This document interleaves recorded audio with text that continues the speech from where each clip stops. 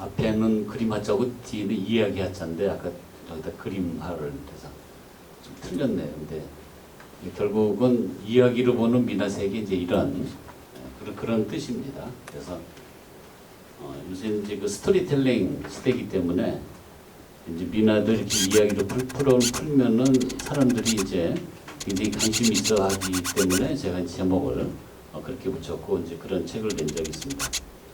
근데 요새는 이제 그 영천도 그렇습니다만 미나가 전국적으로 굉장히 아주 그냥 뜨겁습니다. 그래서 이제 처음에는 이제 주부들의 그 취미생활로 시작을 했는데 이제 최근에 와서는 이제 미대 출신들도 이제 대거 이렇게 들어오면서 미나 아마 이런 아마추어 프로가 아니고 그 아마추어들이 이렇게 그림을 우리나라의 그 전통 옛 그림을 열심히 이렇게 그리는 거는 세계적으로 주목할 만한 아마 현상인 것 같아요. 한때는 이제 사실 우리가 이제 그 서예가 굉장히 이렇게 뜨거웠잖아요. 근데 이제 영천도 아마 그 서예 그 학원이나 이런 것들이 많았는데 최근 들어서는 다 거의 다 없어졌어요. 그렇죠? 없어지고 그러니까 그 서예가 조금 어떻게 보면은 그 시대의 어떤 그 변화에 그 적응을 좀 잘 못한 면이 좀 있는 것 같아요. 그래서 이제 옛날 걸 너무 이렇게 이제 고수한 면이 있어서 그런지 거기다가 또 이제 요즘의 젊은 사람들은 그 한자를 굉장히 그렇게 좋아하지 않잖아요. 그죠? 좋아하지 않기 때문에 하여튼 이런저런 이유로 해가지고 이제 서예가 조금 이렇게 한물 가고 하여튼 이제 그 틈이라고 할 수는 없지만 어떻든 간에 또 이제 반면에 미나는 이제 굉장히 아마 뜨거워서 전국에 뭐 20만 명, 뭐 30만 명 뭐 이렇게 이제 얘기를 하고 있는데 아마 한 200명 중에 한 명은 이제 미나를 지금 현재도 이렇게 그리고 있는 정도로 이렇게 뜨겁습니다. 그래서 오늘은 이제 그 미나에 대한 어떤 전반적인 이야기를 여러분에게 말씀을 드리는데 기본적인 그 테마는 지금 보여드린 것처럼 크게 세 가지입니다. 그러니까 미나는 백성들, 요새는 이제 백성이라는 말은 안 쓰죠. 근데 조선시대는 이제 백성 민자 썼으니까 백성인데 요즘 말로 하면 이제 대중 이렇게 되겠죠. 그럼 뭐 민중, 서민, 뭐 대중 이렇게 하는데 대중이라는 말을 이제 가장 요새 많이 쓰니까 대중들의 그림이 되고 그리고 또 미나가 이제 유행하는 것 중에 또 가장 매력 중에 하나가 뭐냐면 이게 이제 아름답고 그리고 이제 정서적으로 밝고 아름다운 그림이면서 또한 이게 행복을 주는 그림이에요. 미나 그린 사람들이 바로 이제 이 복을 준다는 이 말에 굉장히 아주 더 뜨겁게 아마 열광을 하는 것 같습니다. 그래서 여러분들도 아마 오늘 그 미나 몇 편을 이제 몇 점을 보여드리겠습니다만 그거 보는 것 자체도 아마 행복을 누릴 수 있는 그런 방편이 아닐까 이렇게 생각을 합니다. 그 다음에 이제 세 번째는 뭐냐면 미나가 가장 한국적인 그림이에요. 그래서 이따가도 아마 이제 설명드리겠습니다만은 우리나라 이제 뭐 문이나 뭐 궁중회화 또는 뭐 민화 이렇게 쭉 있지만은 누구나 다 인정하는 건 뭐냐면 미나가 가장 한국적인 그림이다.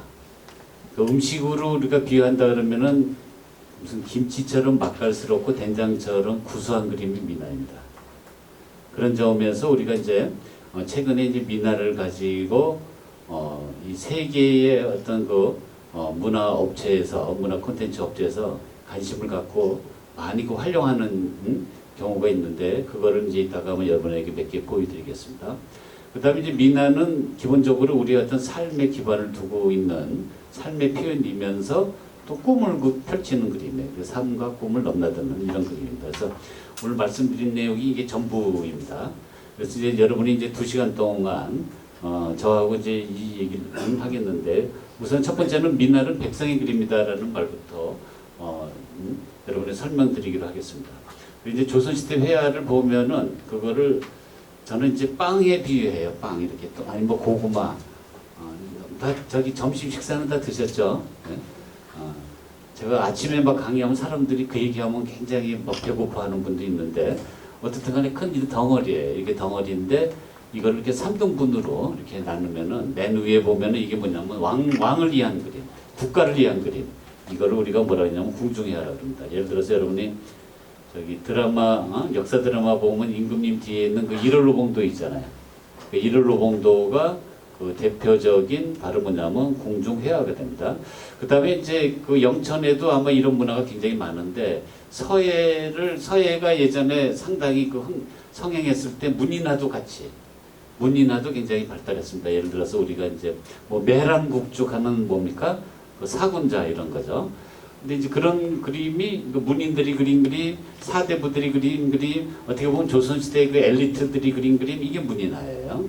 근데 이제 최근에는 이제 문이나 산수화 이런 것들이 어떻게 보면은 조금 이제 하향세예요. 사람들이 그렇게 이제 많이 좋아하진 않아요.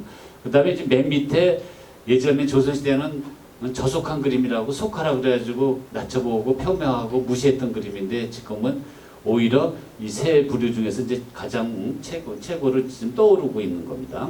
그래서 지금의 시대는 대중문화 시대잖아요. 그래서 이제 예를 들면은 며칠 전에 지금도 뭐 오늘 신문에도 많이 났습니다만 그 넷플릭스의 뭐 오징어 게임 혹시 그런 거 보신 분 연세 드신 분은 아마 그 넷플릭스까지 찾아보지는 않지만 젊은 사람들은 아마 대부분 보셨을 것 같은데 그게 막 세계적으로 열광하는 그게 대중문화 아니에요? 그리고 또 우리가 그 BTS 방탄소년단 그것도 대중문화잖아요. 그러니까 예전처럼 뭐 클래식하는 뭐 조수미라든가 뭐 조성진이라든가 이런 사람들이 그 세상을 이렇게 이제 변화시키고 이끌어가는 게 아니라 이런 그 대중음악 뭐 트로트 뭐 지금 조금 얘기했던 그 아이돌 뭐 이러한 어떤 대중음악이 세상을 움직이는 거예요. 세상을 열광시키고 세상을 뜨겁게 만드는 거예요. 그러니까 그게 대중문화가 뭡니까? 서민들의 문화잖아요. 여기로 얘기하면 민화에 해당하는 거죠. 그래서 이제 우리가 그 조선시대는 아까 문인화와 같은 이런 상류계층의 문화가 주도를 했는데 18세기부터 와가지고는 여기 민화 그다음에 여기 가운데가 여기 좀 잘못됐습니다. 이거 풍속합니다. 풍속화 대중문화 해가지고 18세기는 여기 풍속화입니다. 18세기는 풍속화, 19세기는 민화, 20세기, 21세기에는 대중문화에서 그 하류계층의 피지배 계층의 아까 말한 이제 백성들의 이러한 문화가 점점 커가고 그 다음에 이제 사대부들이나 왕의 문화는 점점 작아지는 거예요. 그러니까 이런 클래식한 문화는 작아지고 또 대중문화는 이제 커져서 지금 완전히 이제 역전의 이제 시대가 됐죠. 그래서 이제 민화가 각광을 받는 거는 이제 이러한 역사적인 그 흐름하고도 이제 관계 있다 이렇게 보시면 됩니다. 그래서 이제 우리가 가장 그 대중들의 또는 그 백성들의 어떤 그 의식을 보여주는 그림이 사실은 이제 까치호랑입니다. 여러분이 순서가 조금 드린 거하고 조금 이제 다릅니다. 어디에 까치호랑이가 좀 나옵니다만은. 근데 사실은 그 우리가 이제 그 호랑이 그림 중에 앞에 그 까치가 소나무가 있고 위에 이제 까치가 있는 걸 까치호랑이라고 하는데요. 근데 이제 까치호랑이라는 이름은 이거는 이제 학술적인 명칭이 아니라 민화를 좋아하는 수집가들, 애호가들이 붙인 그런 애칭이에요. 애칭인데 최근에는 이게 이제 학술적인 명칭으로 이렇게 바뀌었습니다. 그래서 여러분이 이제 그 수원 화성 혹시 가보신 분 있으세요? 수원 화성에 가면은 그 밑에 보면은 이제 팔달사라는 데가 있어요. 근데 이 절을 꼭 기억을 해주세요. 그래서 팔달사에 요 절이 이제 용화전인데요. 용화전에 그 왼쪽에 뭐가 있냐면 이런 그림이 있어요. 이게 뭡니까? 호랑이가 담배 먹는 그림이에요. 우리가 예전엔 담배 핀다라 그러지 않고 담배 먹는다 그랬거든요. 호랑이가 담배 먹는 그림인데 너무 그냥 찾는데 신경 쓰지 마시고 그냥 이거 그냥 쭉 보시고 저기 댁에서 이렇게 보시면 돼요. 순서가 좀 바뀌어가지고 찾다 보면 조금 헷갈리실 겁니다. 근데 호랑이가 담배를 먹는데 지금 이 담배대가 뭐냐면은 장죽이에요. 장죽은 이제 팔보다 이렇게 길어요.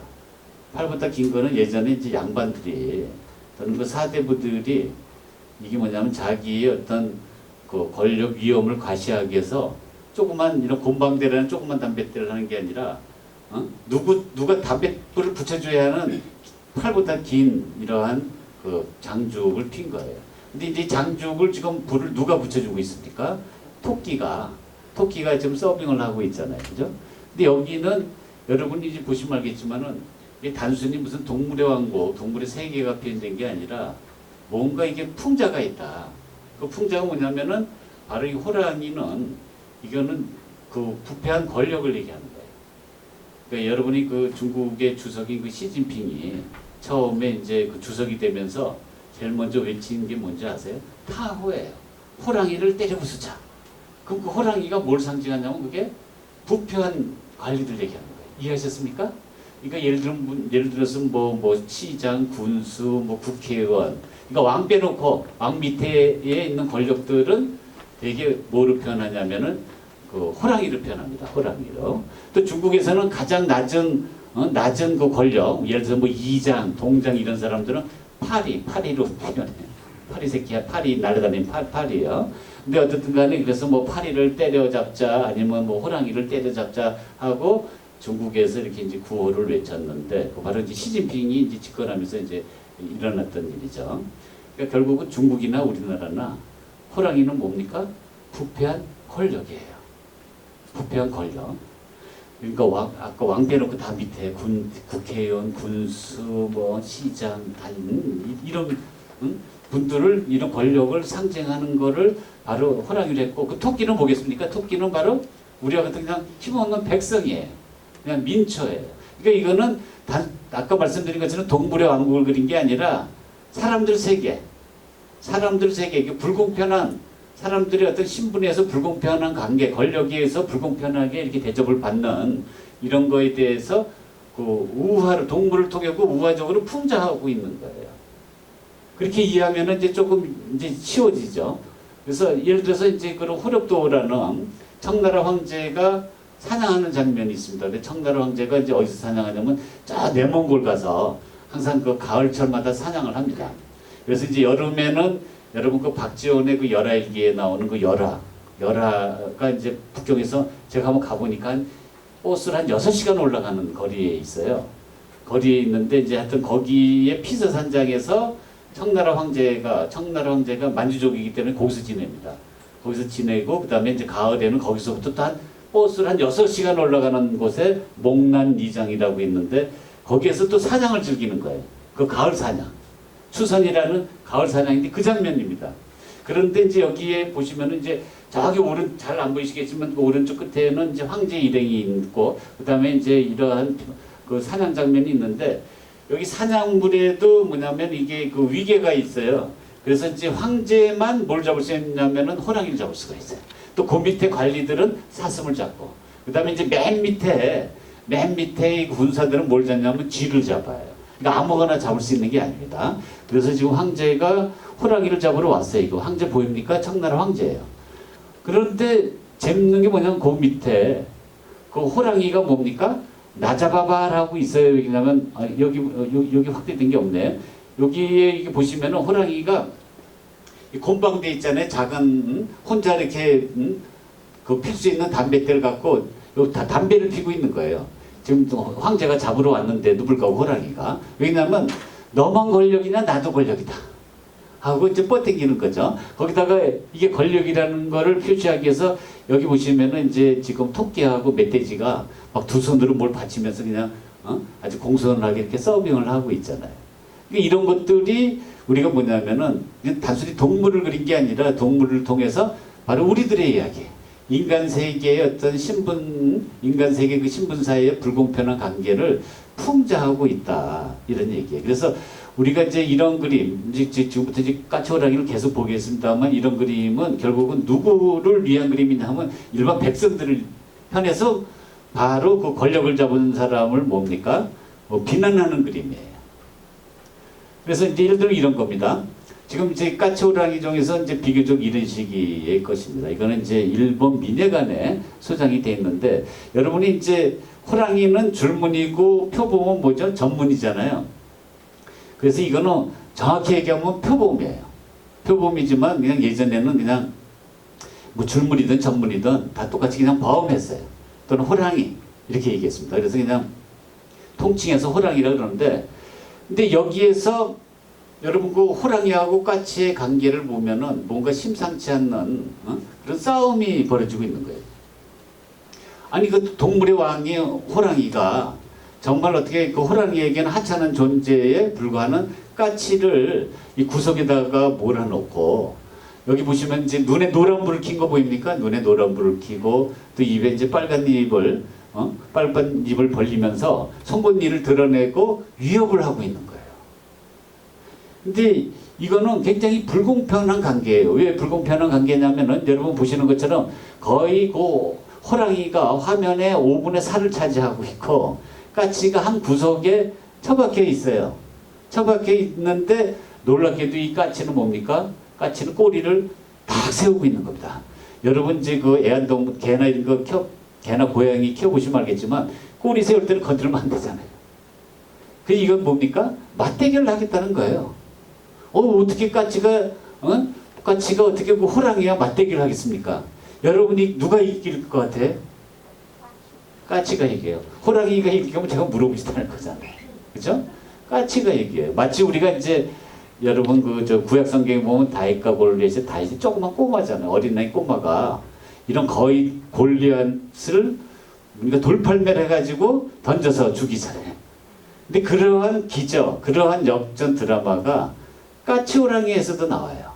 그러니까 결국은 까치 호랑이에서 말하고자 하는 메시지는 바로 뭐냐면은 이 백성들의 편을 드는 거예요. 백성들이 어떤 권익을 신장을 시키는 거고, 그 다음에 그 관리들, 특히 부패한 관리들, 백성들을 못 살게 그러는 그 폭정을 일삼는 그 관리들을 비난하는 거예요. 그래서 우리가 미나의 왜 백성의 그림이냐? 백성들을 위한 그림이고 백성에 의한 그림이고 백성의 그림이에요. 이해하셨습니까? 그래서 우리가 이제 까치호랑이 이렇게 보여드리는데, 예를 들어서 이제 이 경우도 보시면은 그냥 일반 사대부 회화에서는, 일반 문인화에서는 그냥 그 호랑이가 있고 그 다음에 소나무 있고 소나무 위에 까치가 있고 서로 그렇게 큰 관계가 없어요. 그냥 까치가 그냥 호랑이의 배경일 뿐이에요. 배경인데 여기는 단순한 배경이 아니에요. 단순한 엑스트라가 아니에요. 호랑이라는 동물의 왕과 뭡니까? 맞대결하는 또 다른 주인공이에요. 이해하셨습니까? 그래가지고 지금 저기 그거 소나무 위에서 까치가 뭡니까? 계속 뭔가 잔소리를 하는 거예요. 뭔가 막 비난하는 얘기를 하는데 맨 처음에는 호랑이가 그걸 참으려고 그랬어요. 참으려고 그랬는데 가다가 보니까 너무 화가 나가지고 획 돌아선 거잖아요. 이렇게 획 돌아서면 목 디스크 걸리죠. 근데 하여튼 이런 것들도 뭐냐면 호랑이하고 까치의 어떤 긴장관계, 어떤 싸움, 대결 이런 거를 표현하고 있는 거예요. 그 다음에 이것 한번 보세요. 이 경우는 뭐 더 놀라운 거는 뭐냐면은 호랑이가 지금 눈도 빨갛게 돼. 원래 눈이 호랑이 눈은 이제 노란 눈인데 노란 빛이 나는데 여기는 하여튼 눈이 빨갛게 충혈이 돼 있어요. 그리고 이제 입은 원래 빨가니까 빨간 입을 드러내고 송곳니도 지금 몇 개입니까? 이빨이 굉장히 뾰족하잖아요. 드러내면서 그 까치를 위협을 하고 있는데 까치는 바로 그냥 코앞에서 또 입을 벌리고 뭔가 또 막 제잘제잘하게 잔소리를 하고 있는 거예요. 이게 왜 가능한지 아세요? 호랑이가 꼬리를 든 게 아니라 꼬리를 내렸잖아요. 꼬리를 내렸으니까 이거는 공격할 의사가 없을 거다라고 하면서 요 앞에서 대고 뭔가 일단 얘기하고 있는데, 근데 어쨌든 간에 이 호랑이는 굉장히 무섭 표정을 짓고 있지만은 또 어느 한편으로 보면 굉장히 또 뭡니까? 유머러스하고 해학적이고 또 바보스러워요. 이게 무슨 얘기냐면 이제 호랑이는 점점 바보스럽게, 호랑이는 점점 희화적으로, 호랑이는 점점 우스꽝스럽게 이렇게 변해가고요. 그 다음에 까치는 어떻게 됩니까? 당당한 모습으로 돼요. 그래서 이제 이게 아까 말씀드린 것처럼 이제 역전 드라마가 이제 일어나게 되는 거죠. 이거는 이제 경북대학교에 소장되어 있는 이제 그림입니다만은 이 호랑이 그림이 뭐처럼 생겼냐면은 고양이처럼 생겼어요.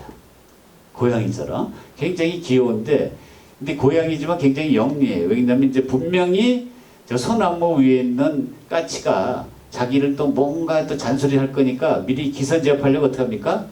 꼬리를 높이 올려갖고 탁 치고 있잖아요. 탁 치고 있는데 여러분 이제 고양이라고 우습게 보면 안 됩니다. 굉장히, 왜냐하면은 여기에도 보면은 여기 귀엽게 보이지만 여기 뭐가 있습니까? 저 송곳니가 있어요. 그래서 어떤 최소한의 어떤 그 맹추성 같은 것들을 좀 이제 표현하고 있습니다.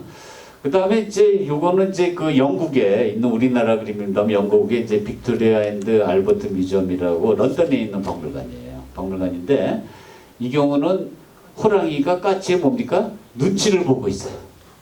까치 이제 눈치를 보고 있고, 까치는 호랑이가 있음에도 불구하고 뭡니까? 자기네들끼리 얘기하고 있는 거예요. 그러니까 호랑이는 거의 뭡니까? 존재감이 없어요. 그냥 종이 호랑이에요. 페이퍼 타이거예요. 그러니까 이런 식으로 호랑이의 위상, 호랑이의 존재감은 점점 떨어지고, 까치는 뭡니까? 이제 올라가는 거예요. 이제 이런 드라마가 이제 쭉 있는데, 여러분 이게 졸리세요? 굉장히 재밌는 얘기인데 지금 막 졸리시는 분인데 식사한 지 얼마 안 되신 거예요. 바로 이 그림 한번 보세요. 이 그림 보시면은 일본에 수정이 되어 있는데, 이거는 호랑이가 뭡니까? 완전히 사팔뜨기로 되어 있는 거예요. 그러니까 아까 말씀드린 것처럼 점점 호랑이는 바보스럽게 된다 그러는데, 그래서 이제 우리가 나중에 이제 수집가들이 이걸 바보 호랑이라고 그래요. 바보 호랑이라든지. 아니 어떻게 동물의 왕인 호랑이가 어떻게 바보스럽게 되겠어요? 그게 어디서만 가능합니까? 궁중해야도 불가능해요. 사대보해와 문인화도 불가능해요. 바로 미나만이 가능한 거예요. 미나만이요. 그래서 이제 우리가 그 여러분 무슨 그 하해 탈춤이나 이런 그 민간의 어떤 그 놀이들을 보면은 양반들을 뭡니까? 굉장히 우스꽝스럽게 만들고 그냥 개망신을 주잖아요. 그런 거 많이 보시잖아요. 그게 똑같은 거예요. 양반들 개망신 주듯이 동물의 왕인 그 권력의 상징인 호랑이를 뭡니까? 바보스럽게 만드는 거예요. 그 대신에 까치를 보면 까치는 어떻습니까? 이거 거의 뭐 양반 같지 않아요? 응? 영천의 양반 정도 돼요. 안동이나 영천의 양반처럼 어떻든 간에 이렇게 굉장히 당당한 모습으로 되고, 호랑이는 이렇게 이제 우스꽝스럽게 이제 변해가는 겁니다. 그 다음에 이제 이렇게 귀여운 호랑이도 있어요. 그래서 이 호랑이의 이 터럭을 보면은 마치 우리가 현대의 어떤 디자인처럼 이렇게 이제 재밌게 도식화돼서 돼 있고, 그 다음에 얼굴을 보면은 이빨 웃는 거 보입니까? 씩 웃고 있고, 눈도 있고, 여기다가 심지어는 목에 속눈썹도 있어요. 속눈썹. 굉장히 이쁜 호랑이인데, 이건 이제 엄마 호랑이에요. 그리고 이제 새끼들이 이렇게 있죠. 근데 까치들이 이렇게 날라들고 있어요. 까치들이 날라드는 이유는 우선 꼬리도 내렸고, 얼굴도 우선은 하여튼 굉장히 이렇게 잡아먹을 것 같지 않고, 그 다음에 또 여러분 발톱을 보세요. 발톱이 마치 우리가 구름처럼 이렇게 거세되어 있어요. 그죠? 날카로운 게 아니라 거세되어 있어요. 그래서 거의 호랑이하고 까치하고 함께 이렇게 어우러지는 이제 이런 모습도 있습니다. 근데 이런 어떤 재밌는 캐릭터들은 요새 이제 디자인 하시는 분들이 굉장히 좋아요. 그래서 이런 거를 이제 오히려 뭐 김홍도 호랭이처럼 아주 그냥 잘생긴 것보다 약간 못생겼지만 재미있고 사람들이 좋아할 만한 이런 것들을 오히려 더 많이 활용을 하죠. 여러분 이제 이 호랑이는 여러분 88 올림픽 때 마스코트로 사용했던 그 호돌이의 그 원본이에요. 그러니까 그 김현이라는 그 디자이너가 이 호랑이, 이 바보 호랑이입니다. 대표적인 바보 호랑이인데, 이 바보 호랑이를 갖고 이렇게 이제 우리나라를 대표하는 마스코트로 만들었어요. 근데 이 바보 호랑이 특징이 뭔지 아세요? 여기서 몇 개 한번 제가 설명을 드릴게요. 우선은 사팔뜨기 아닙니까? 첫 번째 사팔뜨기예요. 또 바보스러운 게 또 뭐가 있습니까? 혀를 길게 내밀었잖아요. 두 번째. 그 다음에 이제 세 번째는 또 뭐냐면 얼굴은 표범인데 몸은 뭐예요? 호랑이에요. 이게 실제로 가능하겠어요? 이건 가능하지 않아요. 여러분 나중에 그 뭐 네이버나 다음에 호랑이 치면, 호랑이는 머리끝부터 발끝까지 그냥 줄무늬예요. 표범을 치면 표범은 머리끝부터 발끝까지가 뭐예요? 전문이에요. 근데 이거는 얼굴은 전문이고 몸과 꼬리는 뭡니까? 줄무늬잖아요. 얼굴은 표범이고 몸은 뭡니까? 호랑이잖아요. 이거는 현실적으로 불가능해요. 현실적으로 이러한 동물은 아무리 그 호랑이하고 표범하고 이게 접을 시킨다 하더라도, 교접을 시킨다 하더라도 그런 동물은 나오질 않아요. 이거는 이제 그림상에서, 민화상에서 나오는 겁니다. 그리고 또 이제 여기 보시는 것처럼 또 바보 호랑이 특징은 또 이렇게 그 발톱을 부드럽게 이렇게 이제 날카롭지 않고 거세되게 이렇게 한 거죠.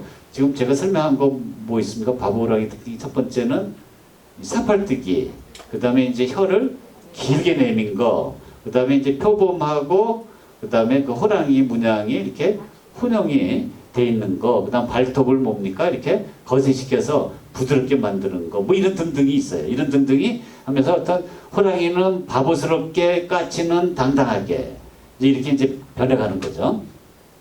그런데 이 호랑이는 사실은 이제 그 나무에서 이제 막 떨어지고 있잖아요. 근데 그럴 수밖에 없는 게 호랑이는 그 백수의 모든 동물의 왕이지만 하나 못하는 게 있는데 그건 뭐냐면 나무를 못 타요. 그 예전에 이제 호랑이가 있으면은 가만히 있거나 아니면 나무 타고 올라가거나 근데 도망갔다가 이제 잡아먹히잖아요. 잡아먹히는데 어쨌든 간에 여기에 보시면 호랑이가 이제 막 떨어지는데 떨어지는 그 이유는 여기 오늘 샘플을 안 갖고 떨어진 이유는 뭐냐면 여기 지금 그 호랑이가 뭘 쓰고 있습니까? 안경을 쓰고 있는데 색안경을 쓰고 있는 거예요. 선글라스. 가뜩이나 저기 나무를 못 하는데 여기 선글라스처럼 색 있는 안경을 썼기 때문에 이게 떨어질 수밖에 없는 거죠. 미끄러지는 거죠. 그리고 또 이거는 바보예요. 바보 호랑이라는 걸 어떻게 합니까? 혀를 길게 내밀고 있잖아요. 길게 내밀고 있는데 재밌는 거는 요 까치 한번 보세요. 까치가 깔깔대고 웃고 있어요. 깔깔대고 웃고 있는 걸 어떻게 볼 수 있냐면 여러분 그 혀가 보입니까? 까치 혀. 제가 요 디테일을 좀 갖고 올 거. 앞에 있는 분은 보이죠? 까치 혀가 있어요. 이렇게 혀까지 그린 경우는 굉장히 드물어요. 그러니까 깔깔대고 웃고 있다는 얘기고, 그 다음에 여기에 나비는 또 뭡니까? 나무 위에서 또 춤을 추고 있어요. 왜 춤을 춥니까? 호랑이가 떨어지는 게 너무 통쾌하고 유쾌한 거예요. 그러니까 다른 사람의 불행이 나의 뭡니까? 행복인 거예요. 그래서 지금 이렇게 이제 호랑이가 이렇게 이제 이 나무에서 떨어지는 거는 그 위상도 떨어지는 거예요. 그 권위도 떨어지는 거예요. 그거를 이렇게 이제 풍자하는 거고, 그 다음에 이제 이런 호랑이도 있습니다. 이런 호랑이는 완전히 전기 먹은 것 같지 않아요? 전기 먹으면 팍 쓰는 것처럼. 근데 이거는 아마 그 그린 사람이 호랑이 또는 권력에 대한 분노를 갖고 있는 것 같아요. 그래서 호랑이를 완전히 뭡니까? 망가뜨려 버렸어요. 그리고 코도 없어요. 코도 없고 거기 뭐가 있습니까? 혀를 길게 내밀고 있고 눈도 다이아몬드형이고 이렇게 돼 있는데, 그래서 이제 이 정도로 맨 처음에 우리가 봤던 그 일본 민회관에 있던 굉장히 당당한 호랑이야. 그러니까 화면의 한 5분의 4를 차지했던 그 당당한 호랑이가 이제 여기 이쯤에 가서는 어떻게 됩니까? 완전히 그 망가진 전기 먹은 호랑이. 그러니까 바보보다 더 하여튼 망가진 모습으로 이렇게 이제 표현되기에 이제 이르는 겁니다. 그래서 우리가 이런 미나 까치 호랑이를 보면서 거기에 담긴 메시지는 뭐냐? 그거는 뭡니까? 우리가 부정한 권력들, 부패한 권력들, 그거에 대한 응징이에요. 그리고 또 뭡니까? 그동안 이런 권력에 의해서 핍박을 받았던 민중, 서민, 백성들의 또 권익을 뭔가 이렇게 신장을 하는. 그래서 높은 것은 깎아내리고 이 꺼진 것은 메꿔서 뭔가 이렇게 평등한 세계, 평등한 세계를 꿈꾸는 바람이 여기에 담겨 있는 겁니다. 동의하십니까? 네. 그래서 우리가 이제 미나는 백성이 그립니다 하는 이유가 바로 뭐냐면 백성의 편을 들어서 그린 그림이라는 뜻이에요. 백성의 그림이고 백성이 의한 그림이고 백성을 위한 그림이다 이런 뜻입니다. 그래서 이제 이런 까치 호랑이를 보고 미국의 유명한 존 코벨이라는 미술사학자는 뭐라 그랬냐면요. 한국 민화는 어떻게 호랑이와 같은 야수에게 정반대의 가치를 부여해 그토록 쾌활하게 심지어는 멍청하게 만들어 놓을 수 있느냐. 그러니까 왜 바보스럽게 만들었냐 호랑이를, 그 얘기입니다. 그리고 어떻게 해서 그를 산신과 같은 초월적인 존재의 동반자로 그려낼 수 있었단 말이냐.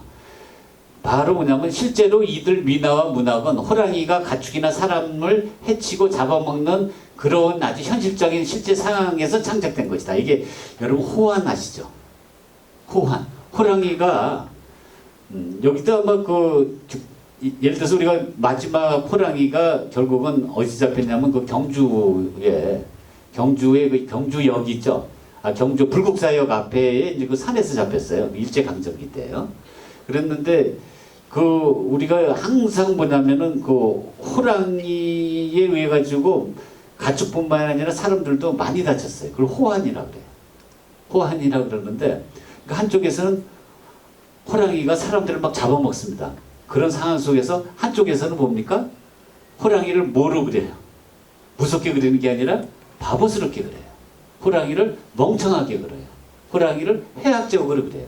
이게 이제 이 사람 눈에는 뭡니까? 그 이상하다. 한쪽에서 분명히 호랑이, 심지어는 우리가 호랑이한테 잡혀 먹고 있는 상황에서도 그런 그림을 그리는 거죠.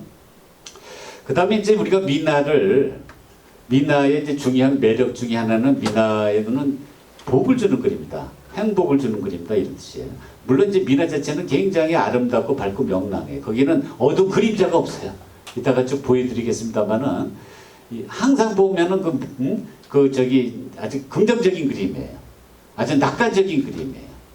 그런데 그런 밝고 명랑하고 유쾌하고 쾌활한 그림과 동시에 또 거기에 미나 속에 있는 상징들은 전부 다 복을 주는 거예요. 뭐 아들을 많이 낳게 한다, 또는 출세를 하게 한다, 그 다음에 이제 돈을 많이 벌게 한다, 그리고 오래 살게 한다, 뭐 이런 얘기예요.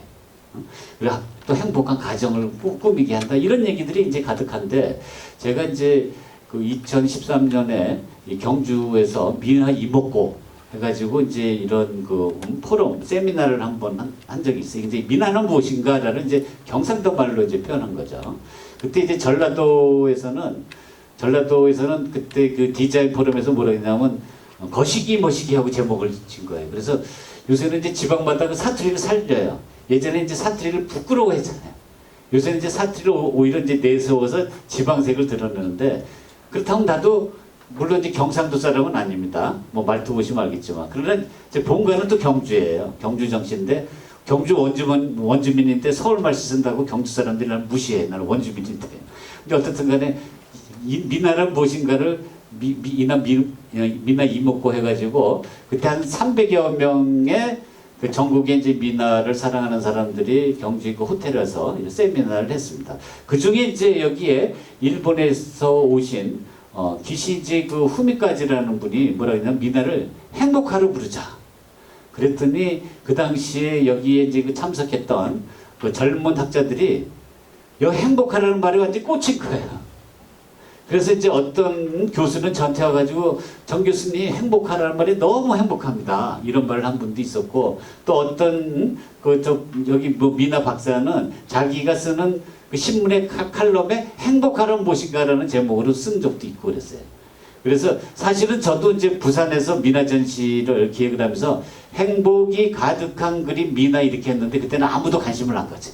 너무 길었던 거예요. 근데 일본 사람들은 이 말 만드는 데는 귀신이에요.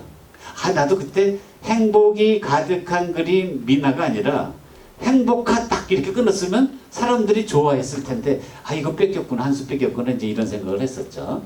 이게 이제 제가 그 2007년도에 했던 행복이 가득한 그림 미나, 이거는 별로 관심을 두지 않았던 그런 겁니다. 어쨌든 간에 미나는 행복이에요. 한번 보실까요? 여러분, 이제 우리가 그 꽃이나 나무나 짐승이나 전부 다 상징성을 갖고 있습니다. 상징성을 갖고 있는데, 그 상징성은 다 뭐냐면 사람이에요. 그래서 우리가 중국도 마찬가지예요. 중국 예를 보면 이제 중국 북송 때의 그 주도니가 그 연꽃을 사랑하는 이야기라는 그 애전설에서 뭐라 그랬냐면, 여러분 여기서부터 이제 애우셔야 됩니다. 국화는 은이란 선비라고 그랬어요. 국화는 뭐라 그랬습니까? 은이란 선비입니다. 그 다음에 모라는 보통 북이라고 얘기하잖아요. 그러니까 돈 많고 귀하다는 건 출세한다는 얘기인데, 부귀한 자예요. 부귀가 아니라 부귀한 자입니다. 그 다음에 세 번째 연꽃은 뭡니까? 연꽃이 이제 여기 우리 많잖아요. 여기 뭐 그 대구 가는 데도 있고 경산 쪽에도 있고. 바로 연꽃은 뭡니까? 군자예요. 다 외우셨습니까? 넘어갑니다. 이거 외우셔야 된다. 이따가 제가 이제 이렇게 부탁을 드릴 거예요. 국화는 은이란 선비, 사군자잖아요. 사군자 중에 하나, 매란국 중에 하나니까 매란국중은 전부 다 은이란 선비라고 생각하시면 돼요. 그 다음에 이제 모라는 부귀, 연꽃은 군자입니다. 그리고 우리가 이제 그런 상징들이 예를 들면 이제 1728년 김천택이 쓴 그 청구영원의 그 편수대업을 보면은 이렇게 나와요. 그래서 여러분이 이 상징 꽃을 애워야 그 다음에 우리가 얘기를 진행할 수 있는데, 지금부터 저를 따라서 한번 보세요. 모라는 화중왕이다. 모라는 부귀도 상징하지만 또 뭡니까? 꽃 중의 왕이에요. 호랑이가 꽃 중의 왕, 동물의 왕이에요. 듯이 모라는 뭡니까? 꽃 중의 왕이에요. 그 다음에 또 뭐가 있습니까? 향이라. 향이라는 해바라기인데 아무래도 해를 바라보는 꽃이니까 이건 뭡니까? 이거는 충신이에요. 그 쉽죠? 해바라기는 충신입니다. 그 다음에 연꽃은 아까 뭐라 그랬죠? 분자라 그랬고, 행화, 살구꽃은 소인이에요. 그러니까 연꽃은 분자고 살구꽃은 소인이고, 국화는 아까 뭐라 그랬죠? 은이란 선비. 그러니까 은일사예요. 은이란 선비고, 그 다음에 매화는 가난한 선비예요. 그러니까 매랑 국중은 다 선비예요. 매랑 국중은 다 선비인데 여기는 은이란 선비, 은관 선비고, 매화는 가난한 선비고, 또 밭꽃은 노인입니다. 그 다음에 석축화, 여러분 그 패랭이 꽃 있잖아요. 패랭이 꽃은 소년이에요. 그리고 규화는 무당이고, 그 다음에 이제 해당하는 창녀입니다. 창녀고, 그 다음에 백꽃은 시인이고, 그 다음에 복숭아꽃은 뭡니까? 풍류객이에요. 다 외우셨습니까? 그래서 여러분들에게 좀 외우기 편하게 하기 위해서 제가 이제 유튜브로 한번 이걸 한번 보여드릴게요. 이거 한번 선생님 좀 도와주시겠어요? 아까 거기 뭐라는 겁니다. 그래서 그 유튜브를 보시면서 제가 말씀드린 거를 여러분이 한번 외우시기 바라겠습니다. 소리를 좀 크게 해주시겠어요?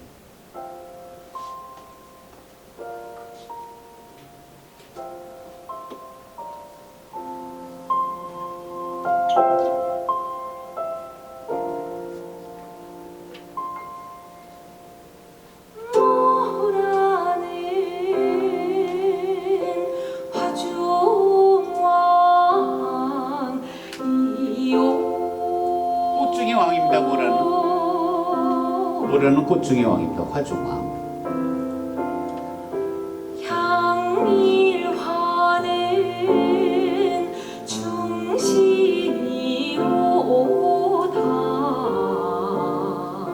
해바라기는 충신입니다.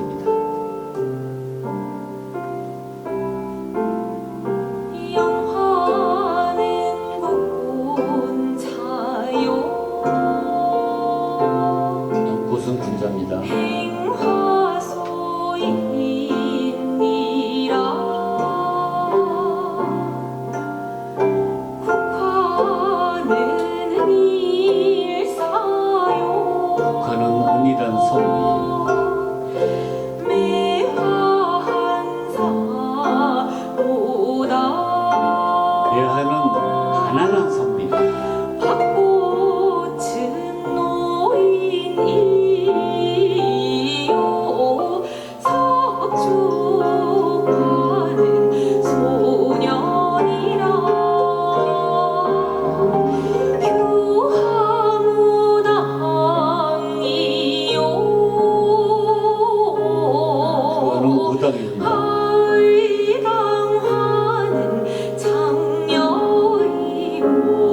이게 창녀됩니다. 이 꽃이.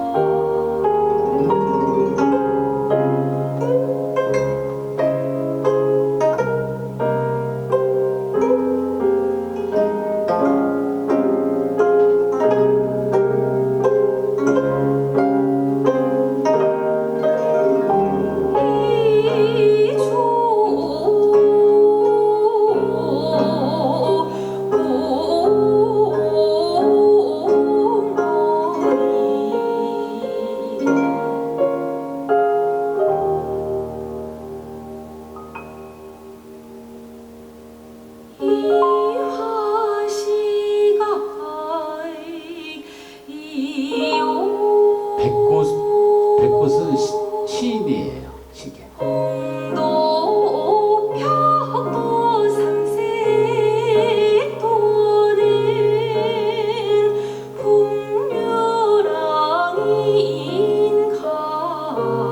복숭아꽃은 풍류객입니다.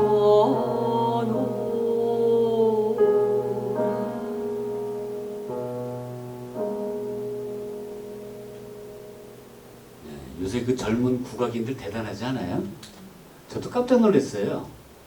예전에 그 우리가 뭐 KBS 뭐 국악의 무대 이렇게 나온 거하고는 전혀 분위기가 다르고 굉장히 하여튼 시각적으로 우리나라 우리 문화 마지막 순서만 남겨두고 있는데요.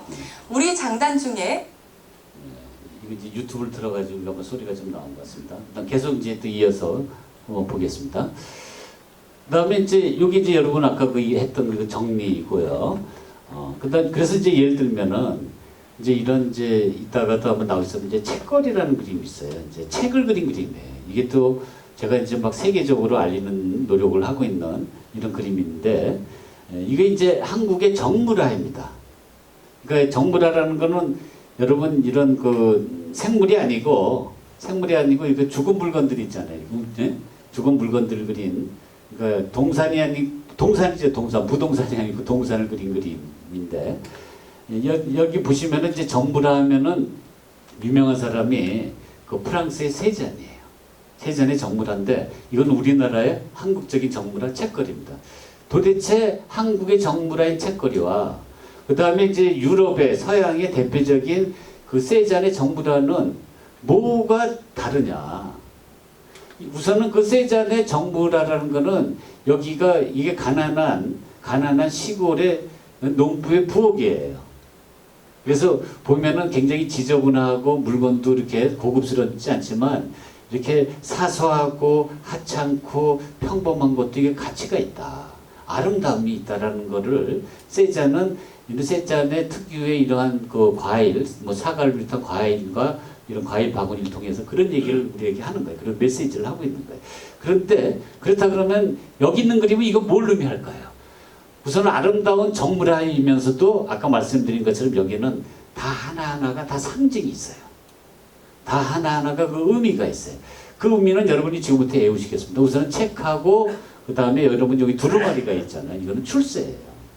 출세고 그 다음에 뭐라는 아까 여러분 그 화중왕이라고 했지만 또 뭐라 했습니까? 부귀한자라고 했잖아요. 그러니까 부귀예요. 부귀한자하고 그 다음에 이제 참외라든가 이런 그 수박이라든가 이런 거는 뭐가 있냐면 여기 씨가 있잖아요.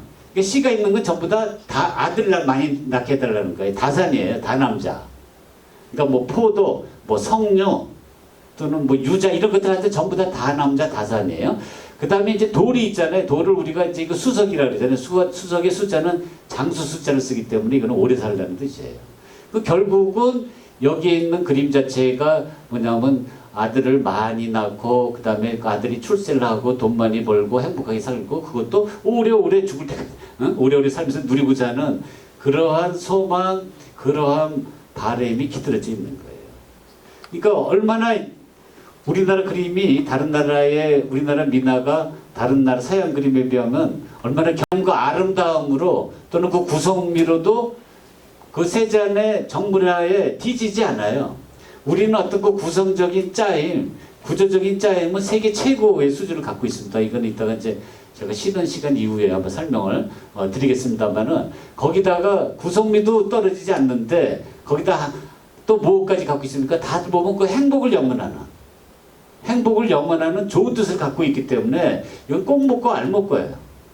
그래서 요새 민화 작가들이 이렇게 이런 그림을 이제 그려가지고 막 자기 집안을 막 장식하기 시작을 했는데 그러면서 그게 그냥 한 집 두 집 이렇게 그게 이제 입소문 나면서 지금 막 전국적으로 민화의 어떤 열기에 빠져 있는 겁니다. 그럼 예를 들면 이런 것도 마찬가지입니다. 이것도 보면은 그냥 화병 그림이에요. 또 화병에 뭐가 있냐면은 그 모란이 있는 거예요.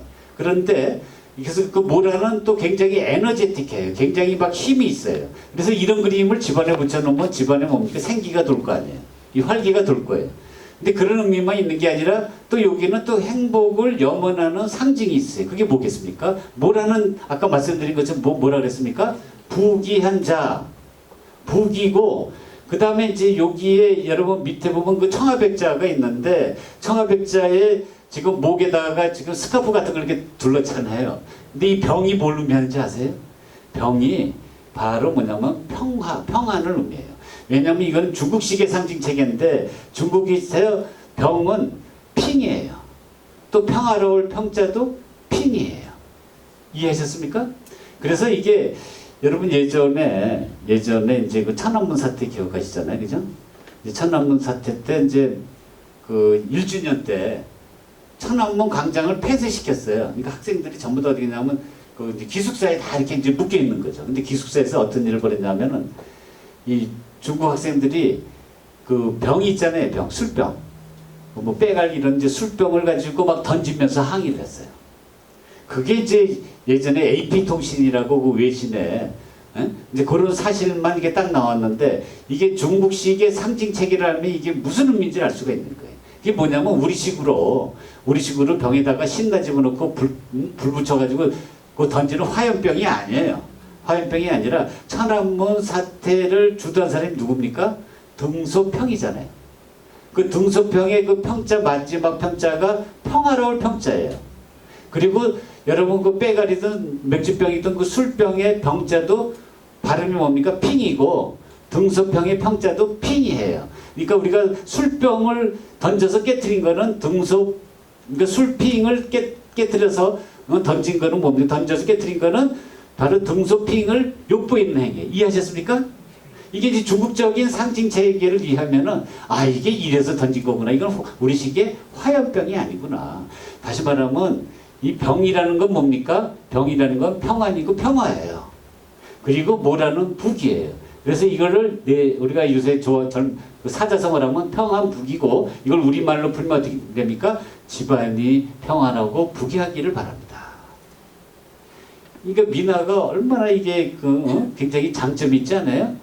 이 그림 자체가 굉장히 화려하고 컬러풀하고 아까 말한 것처럼 막 생기가 넘치잖아요. 그냥 막 이거 화병이 막 너무 좁아갖고 이 바깥으로 막 튀어나오듯이 생기가 넘쳐서 집안에 활기를 주고 그 다음에 또 뭐 줍니까? 여기는 집안이 평안하고 부귀하기를 바랍니다라는 또 좋은 의미도 있잖아요. 이래서 민화가 유행을 하는 겁니다. 그래서 민화는 뭐냐면은 바로 행복한 그림입니다. 그 다음에 이제 그 매화의 시대에서 이제 모란의 시대로 가는데 여기는 한 10분 쉬었다 하겠습니다. 예.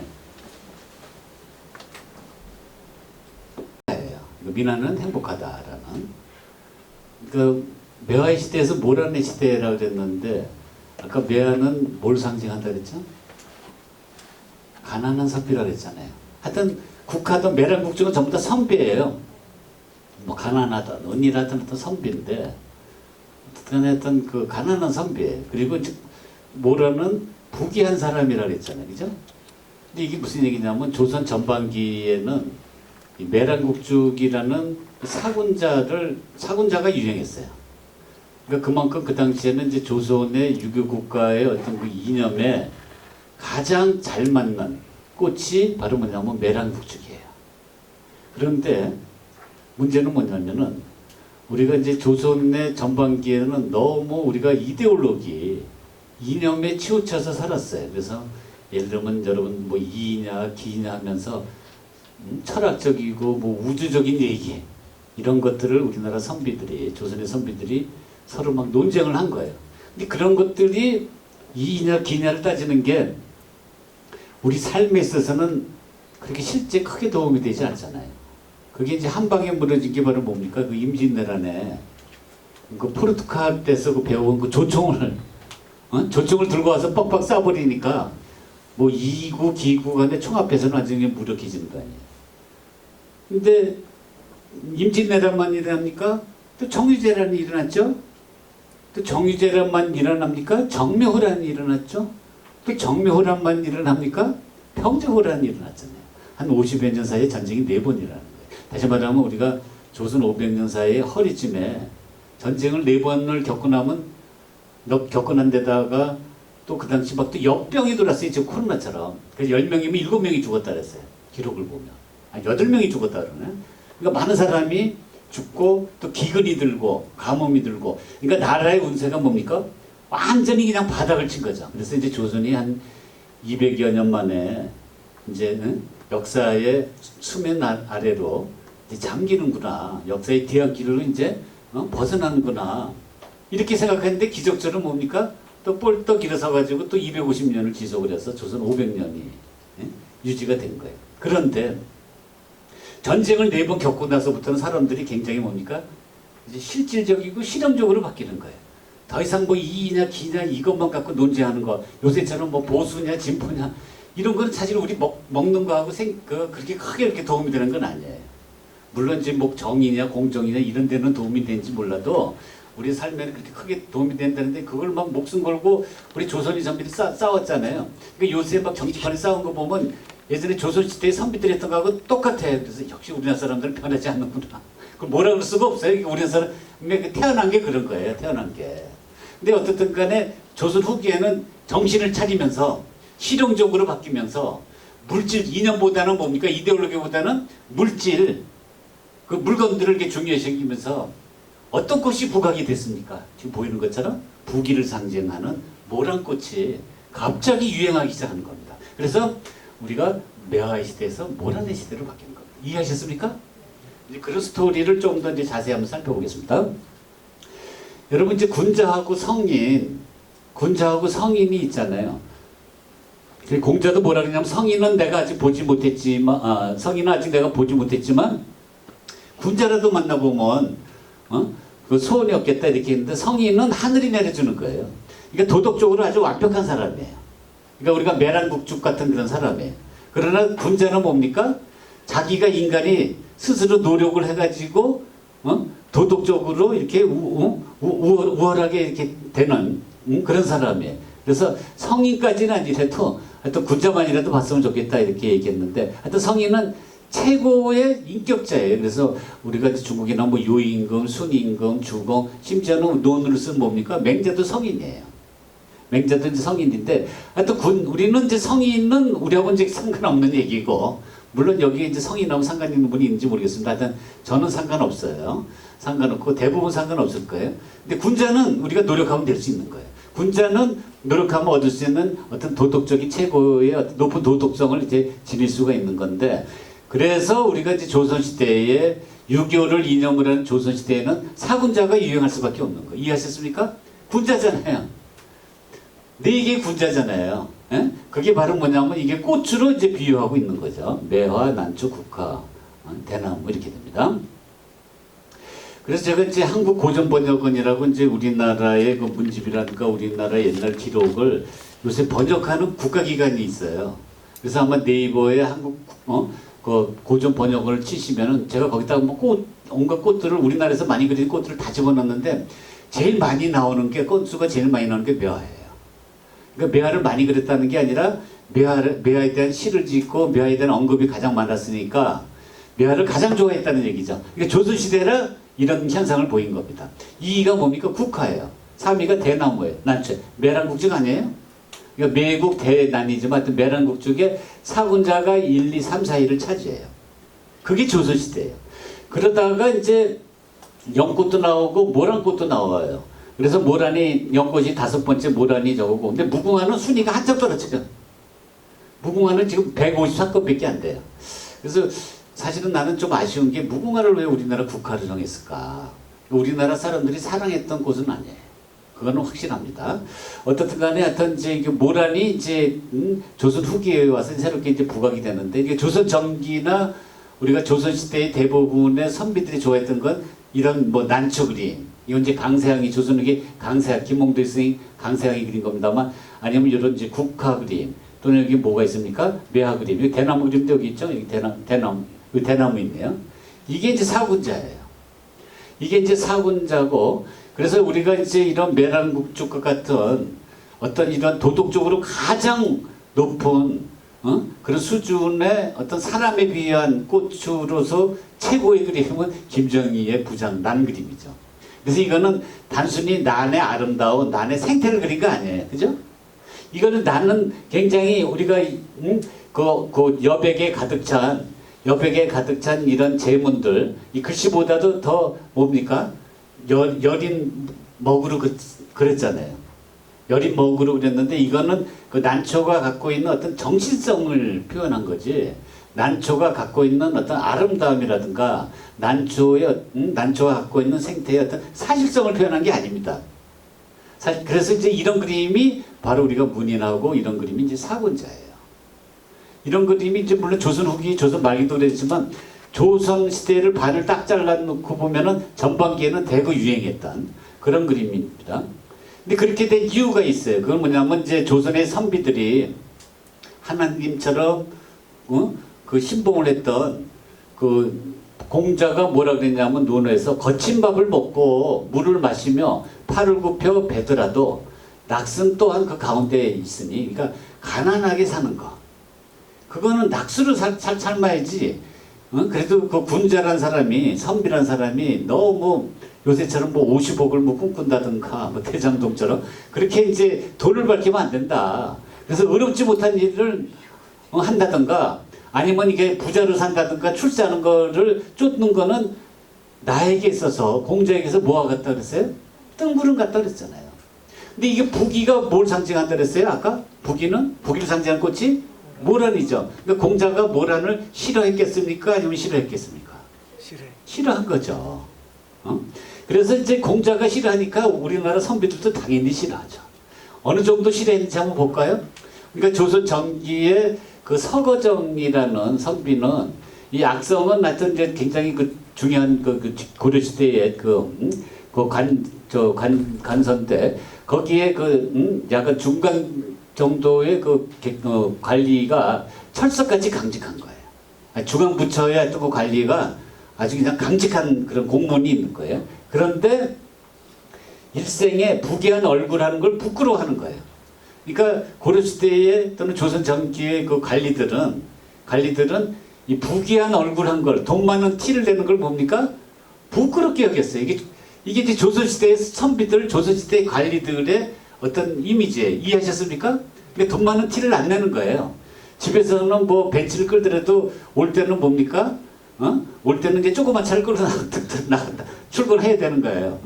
그런데 당시에 환쟁이가 도대체 누구이기에 매화를 안 그리고 모란을 그렸단 말이냐. 아니 모란 그렸다고 막 저기 서거정이 뭡니까? 서거정이 막 저기 뭐라고 이제 저기 타박을 하잖아요. 왜 매화를 안 그리고 모란을 그렸냐? 이게 그 관리의 관리의 그 행색에 맞게끔 부귀함을 꺼려하는 행색에 맞게끔 매화를 그려야지. 왜 모란을 그렸냐? 그만큼 우리가 선비들의 눈에는 매화는 굉장히 그 사람들이 이상이 맞는 꽃이고, 그 다음에 모란은 뭡니까? 모란은 아까 그 공자가 얘기한 것처럼 아주 그냥 부끄러운 꽃이에요. 이해하셨습니까? 또 하나 볼까요? 여기에 성호이익이라고 조선 후기의 그 실학자인데, 성호이익은 뭐라고 했냐면 미물인 벌도 모란꽃에 가려하지 않으니 그 이유가 뭐라고 그럽니까? 꽃 중에 북이라는 이름을 꺼려하기 때문이다. 이거 웃기지 않아요? 아니 벌이 모란꽃에 가려하고 있는 거는 벌이 바로 그 모란이 상징하는 뭡니까? 그 부귀가 싫어서 갖지 않는다는 거예요. 그건 벌이 가려고 하지 않는 게 아니라 누가 가려고 하지 않는 게 바로 성호이익 같은 선비들이, 선비들이 자기가 모란꽃을 싫어한다, 모란꽃을 꺼려한다 하는 거를 바로 이 벌을 통해서, 벌을 통해 갖고 강조를 하는 거예요. 이제 이런 미물도 가지 않는데 하물며 선비란 사람이 그 모란을 가까이서는 되겠느냐? 이제 그런 메시지 아니에요? 근데 이런 시대가 조선 시대예요. 그런데 조선 후기에 와가지고는 이런 생각이 있음에도 불구하고 모란꽃이 최고의 넘버원의 꽃으로 이제 등극을 하는 거예요. 왜 그렇습니까? 사람들이 이제 너무나 이런 아까 말한 것처럼 거친 밥을 먹고, 그다음 800일을 배우고 이렇게 막 가난하게 사는 거에 대해서 이제 보니까 실증을 낸 거예요. 염증을 낸 거예요. 이게 뭐가 좋냐? 전쟁이 나서 이렇게 팍팍 지고, 그래서 결국은 모란을 집안에다가 이제 그려놓고 뭐를 추구합니까? 부귀를 추구하고 물질을 추구하는 거예요. 그래서 우리가 이제 조선 전반기에 또 예를 들어서 우리가 가장 많이 그랬던 매화 그림을 보면 이게 이제 오달태가 그린 매화도예요. 아까 말씀드린 것처럼 매화라는 건 군자를 상징한다 그랬잖아요. 군자 중에서도 뭡니까? 가난한 선비를 상징한다고 했고, 그래서 또 예를 들어서 또 어몽룡의 얼매들 보면은 이 매화 이런 강직한 어떤 그 절개를 밤중에 그 하늘 향해서 이렇게 뽑는 여러분 그 어린 가지 있잖아요. 이게 어린 가지가 이렇게 다 이렇게 위로 하늘을 향하잖아요. 근데 그 하늘 끝에 가지 끝에는 뭐가 달려 있습니까? 동그란 또 보름달이 달려 있어서 이 강직함과 더불어서 어떤 서정적인 그 운치를 함께 곁들여서 표현한 것이 월매들. 이런 그림을 즐겼던 거예요. 이런 그림을 즐겼는데 조선 말기에서 매화도가 이렇게 바뀝니다. 이거는 가난한 선비라고 볼 수 있겠습니까? 가난한 느낌이 안 들고 강남의 제비 같지 않아요? 그래서 보면은 온갖 아름다운 새들이 다 논일고 또 밑에는 부귀를 상징하는 또 무슨 꽃이 있어요? 모란이 있잖아요. 그러니까 막 두 가지가 막 섞여 있어요. 한편에서는 막 이게 절개를 상징하는 우리가 그동안 조선시대 내내 그려왔던 뭐가 있습니까? 그 매화가 딱 이렇게 주인공으로 버티고 서 있지만은 그 주변에 막 새들은 쌍쌍이 막 젊은 남녀들이 노린 것 같은 사랑 노름을 하고 또 밑에는 또 뭡니까? 부귀를 상징하는 또 모란이 잔뜩 있잖아요. 이게 이거는 시대가 변했다. 바뀌었다 하는 걸 우리가 알 수 있죠. 묘화의 시대에서 무슨 시대입니까? 모란의 시대입니다. 또 하나 보여드릴까요? 예를 들어서 이제 여기 거기 안 나오네요. 이것도 여러분 이게 이제 효제 충신 예의염치라는 그 문자도예요. 이게 경상도 쪽, 특히 이게 밀양 쪽에서 나온 문자도예요. 혹시 이 영천 쪽에도 이런 문자도가 갖고 계신 분 있으세요? 그래서 내가 혹시 있을 것 같아서 제가 이걸 들고 왔는데 거기 책에는 없어요. 제가 이걸 실었어야 되는데 어떤 효제 충신 예의 염치라고 유교적인 덕목을 8벽의 이제 병풍에 이제 펼쳐놓은 겁니다. 효란 여러분 잘 아시다시피 그러니까 자식이 부모에게 효다는 거잖아요. 그다음에 제라는 건 뭡니까? 형제간의 우애잖아요. 근데 우리가 효 다음에 제를 중요시킨 거는 요새도 그 여러분 그 재벌가에서 가장 논란이 되는 문제가 되는 게 형제의 난이잖아요. 재산을 많이 물려주면 형제들이 틀림없이 싸우죠. 그건 100% 싸웁니다. 100% 싸우는데 조선시대에도 그게 문제가 됐던 모양이에요. 그래서 형제들 사이에 거기 이게 좀 잘 지내라 하면서 죄를 2번째 낳고 그다음 충이라는 건 마치 우리가 자식이 부모에게 효도하듯이 백성들은 국가에게 또는 왕에게 뭡니까? 충성을 다해라 하는 뜻이고 그다음에 신이라는 거는 여러분 인간관계에서 제일 중요한 게 신이잖아요. 근데 대개 보면 최근에도 뭔가 문제가 일어나는 거는 다시 그 측근들이 그 신의를 배반하면서 이렇게 된 예를 들어서 뭐 최수질 사건도 그 비서급 있는 사람들이 그 뭡니까 저기 노트북 같은 거 이렇게 흘리고 뭐 이런 식으로 하잖아요. 그 다음에 이제 효제 충신 예라는 거는 우리가 이제 서로 그 사회를 질서 있게 지키려 그러면 그 예가 중요하잖아요. 그 다음에 의라는 건 뭐냐면 요새 사람들이 굉장히 막 정치가들이 그 구호를 외치고 있는 뭐 정의, 공정 이게 의예요. 그래서 얼마 전까지만 하더라도 가장 그 우리가 베스트셀러 1위가 된 게 뭐냐면 정의란 무엇인가 하는 책이에요. 그러니까 우리 사회가 정의에 대한 그 목마름을 갖고 있는데 그건 우리뿐만 아니라 뭡니까? 조선시대에도 마찬가지예요. 조선시대에도 서모 이익의 책 보면 요새 그 정치가들이 얘기하는 공정 얘기가 그렇게 많이 나와요. 정의 얘기가 그렇게 많이 나와요. 그때도 정의고 공정이고 지금도 정의고 공정이에요. 그 다음에 이제 염이라는 건 뭡니까? 이거는 이제 그 청렴결백.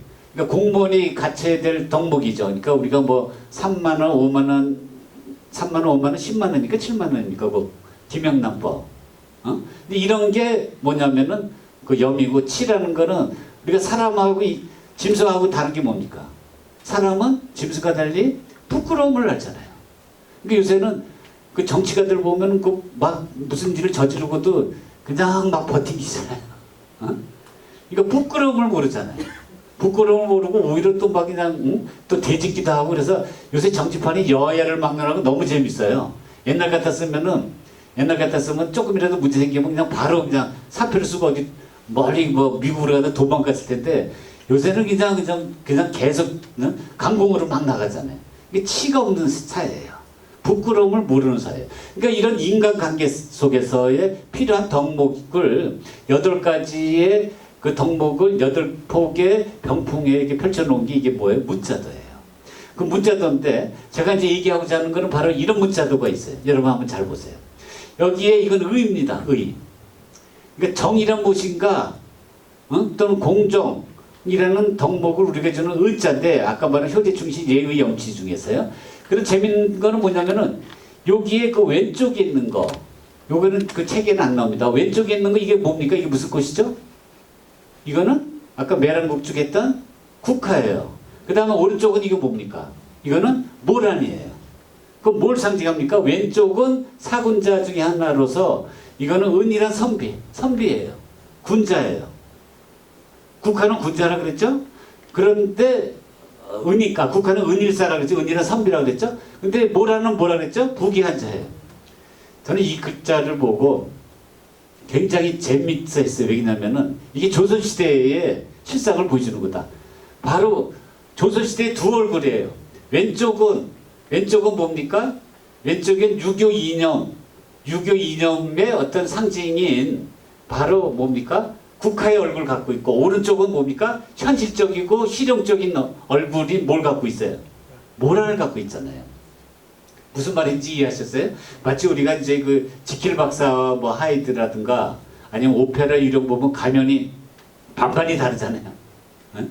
하나는 사악한 얼굴, 하나는 뭡니까? 착한 얼굴, 이렇게 하듯이 이게 조선시대의 어떤 두 얼굴을 갖고 있는 것이다. 그래서 여러분이 아마 그 네이버에 아마 제 이름을 치시면은 최근에 나온 뉴스 조선일보에 제가 이 얘기를 한 게 있어요. 바로 이제 이걸 갖고 최근에 이제 전시를 하고 있습니다. 현대화랑에.